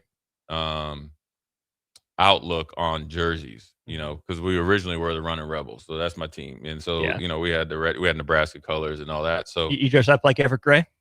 No, Stacey Ogden. I did. I used to have a towel though. I was like John Thompson and Jerry Tarkanian, and I had Do you coach like Tark the Shark? I don't know. Sometimes I don't know. That broke a couple clipboards once. Who that among was us? funny. Who among us has it? Yeah. But look, all that stuff's important to them, and it is a selling point. It is. They want to look sweet, and it kind of gives them their aura, I guess, or whatever you want to call it, or it feels like they made it. But, I think if you can find the right kids and right parents and kind of build with them and understand that as you move forward in coaching, if you have a few kids that want to continue to progress, just by natural numbers, some guys are going to fall off, and then you have to do a good job. You have to recruit, or, I like to think that what I did help recruit. I was never able to, I never got a gold team and kind of ready-made. I kind of, made the players, but the payoff is they're all playing varsities, starting, being really successful. Some are at college that I coached this summer. So I like to think I had a positive impact there, and, more, as a coach, tried to really have a connection with the kids. Some of them, that came back from college, I saw a couple. It was always, pretty cool to see them. So, back to your funny moment really quick. Were you ever familiar with the South Street courts here in Lincoln? Like down by Jim Mager? Yeah. My dad just texted me, he and his brother. So they're up from Fremont area, Logan View High School, right? A couple of kids raised on a farm, whatnot. They used to go down and play at South Street. My dad says he has that same, same experience. You're pretty good for a couple white boys. Oh, hey, I couldn't believe it. I mean, I've had a coach, I remember we were playing, I forget what we were playing. I remember this, I think it was an assistant coach. Your mom came down and got the coach, got in the coach's face. It's like, you giving them all the calls because they got the white boys. Damn. It was like Sunday. You went there. It was like Sunday morning at 9. You know what I'm saying? Too early to be turned up. I'm just trying to hey, I think I was in the garage having a good time the night before. We tried to get up out of here. You know what I mean? So, I mean, look, man, I look back on it. It was always positive. I was able to, for a while, up until COVID, because, my oldest daughter, lives in Charlotte, or did live in Charlotte. She lives here now. So I was able to even coach, sit in and coach, on our softball team. So, the coaching is always. Didn't teach me how to hit a curve, did you? No. I was just saying, and then you want to hit it back at the pitcher, but so she had a good experience and stuff like that. So it's just, part of the deal, man. It's, stressful at times because you want to win. I like to win. I'm really competitive. It's hard to turn that faucet off when you get in the arena, man. It's just not, man. And then you do it for so long. You got lifelong friends. I made friends with people that I probably might not have never met. Because you're traveling together, dude. You're like a band. You're getting hotel blocks. You're trying to get them to, eat pizza after the game. I mean, you're doing all that. Oh yeah. You're driving through snowstorms. You're going to pick people up. You're doing that, and it's really cool because we had some battles with Millard South at times, but a lot of those kids I knew, but they're all now playing football, like Jet Tamala and Marion and all that. So we got to get down with them a little bit. It's always fun to see that type of stuff, but I haven't. The whistle is. I don't know if I'm gonna have coach for real, like high school and college. I don't know if I have it's a lot of energy when you start from scratch. Oh yeah, and like any startup, you got to put more energy in until you get that ball really rolling. So I don't know if I would. I mean, there's some options out there to do all three. I don't know, man. That intensity, I don't know, man. Parents, I think you know better than that. Parents used to be looking at me like, this dude just like, well, I don't know. I just never have been able not to be competitive. Right. I don't think I'll ever not be competitive. What's the point? But people don't like that. That's on them. Yeah, because weirdos. One time I was talking to, I said, listen, this is when you got to bear. I said, listen, you beat these dudes. and I was probably like a little too advanced. And I'm going to tell you my only regret. I'm going to tell you this because I thought high school sports was like when I played. I thought high school was like when I played. Because I was telling the kids, different world, Jay Foreman, different world. Listen, when you come in that high school and some dudes try to punk you, listen, you play for me, you ain't getting punked. No. Yeah. You guys better have each other's back. That's not even happening in Lincoln, right? So I think the regret is I had that, I kind of felt like, and as I saw it play out, I was like, oh man, I probably was way too intense thinking them getting ready to play high school. These dudes have been ready. Right. You know what I mean? They've been playing up a year. They're, you know what I'm saying? They've been running their, different kind of high school, college offense. They kind of, run defensive sets. So I was like, oh, well, dang, they've been ready. When I'd go watch them in 9th, 10th grade. I was like, oh man, we're good. We could just practice once a week. Yeah. Slide right in. We're good. Yeah. So that's probably my only regret, but hopefully they appreciate it. But if they, they don't, then maybe they appreciate it a little bit later. So we'll take a quick break, come back, put a bow on this bad boy.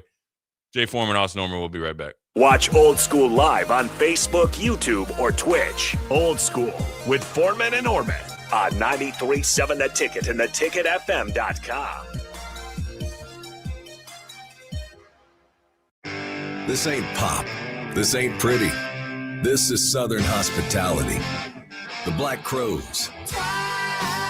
Blues-soaked guitars, outlaw swagger. The Southern Hospitality Tour. Rock and roll the way it was meant to be. Loud, raw, and real. The Black Crows. With South Hall, August 4th. Pinewood Bowl Theater and Lincoln's Pioneers Park. Tickets on sale Friday, February 6th at 10 a.m. at Ticketmaster.com. Empower a child today with the Teammates Mentoring Program by building a relationship based on strengths and chart a brighter future, 1 week at a time. Find out how you can be a mentor by visiting LincolnTeammates.org. Become what you needed as a kid by joining the Teammates Mentoring Program today. The place you call home should always be a place of comfort. Warm and cozy in winter, cool and relaxing in summer. If your home isn't delivering the comfort you expect, call Bryant. It's more than just hot and cold to them. It's about providing the best comfort solutions. And Bryant gives you a full 24-month test drive on your home comfort system. Get full details at BryantLincoln.com or call 467-1111. Bryant Air Conditioning, Heating, Electrical, and Plumbing. Bryant, whatever it takes. Rick Heyman here from Sartor Heyman Jewelers. I want to personally thank our great customers for voting us once again the best of Lincoln. At the same time, we're celebrating our 120th year in business in the great state of Nebraska. You can count on Sartor Heyman for the very best quality, value, and customer service. When it comes to your jewelry needs, visit us at South Point, Grand Island, and the Outlet in downtown Lincoln. Visit us today at SartorHeyman.com, and thank you for your continued trust after all these years.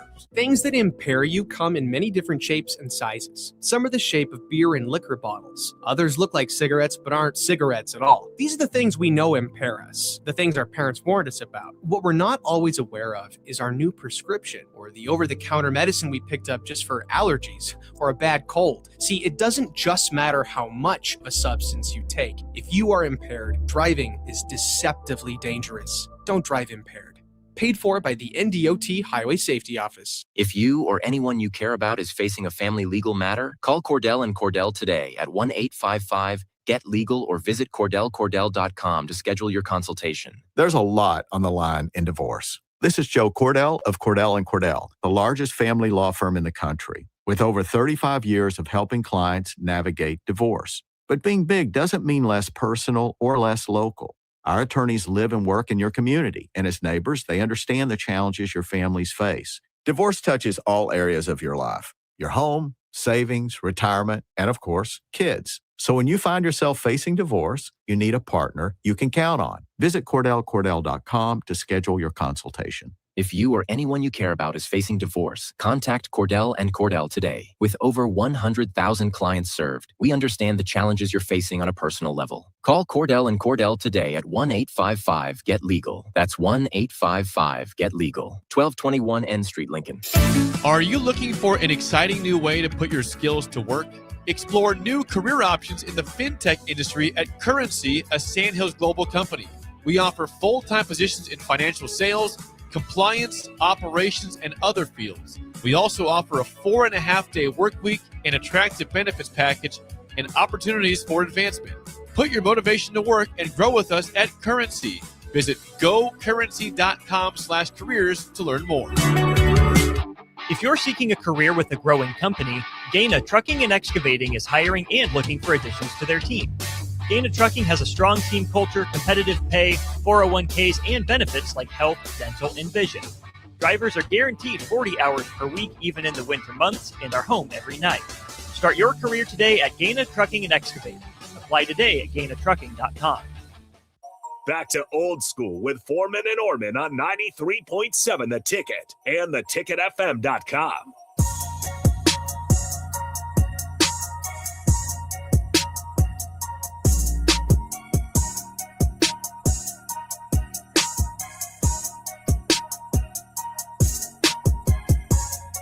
Well, we're back. Jay Foreman, Austin Norman. Quick segment here, so we get back on track. Appreciate you guys the last hour. We'll probably start doing that. Pick a subject. We appreciate you guys texting in. Appreciate you guys viewing, participating.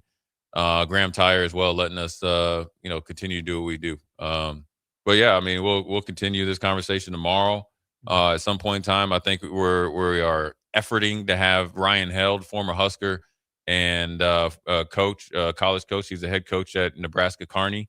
He has some, we've been talking offline about, where they're at, the state of college football, his career, which I think is very unique because I remember, meeting Ryan down at the coaches clinic and he was just getting started. Obviously, he's the head coach out there. They're doing some good things. Be good, obviously, for us here in Lincoln, hopefully the coaches and every players support his program because I can speak for Ryan in the sense of, he wants to recruit Nebraska players. He knows how to build a program, wants to keep them around, because obviously he wants to continue to win, and obviously he's doing a great job out there in Kearney. So we'll have him. We'll have Upside at some point tomorrow. And then obviously we'll continue this, youth sports, and, we'll figure out all the answers, and then we won't get anywhere, but it's all good to talk about.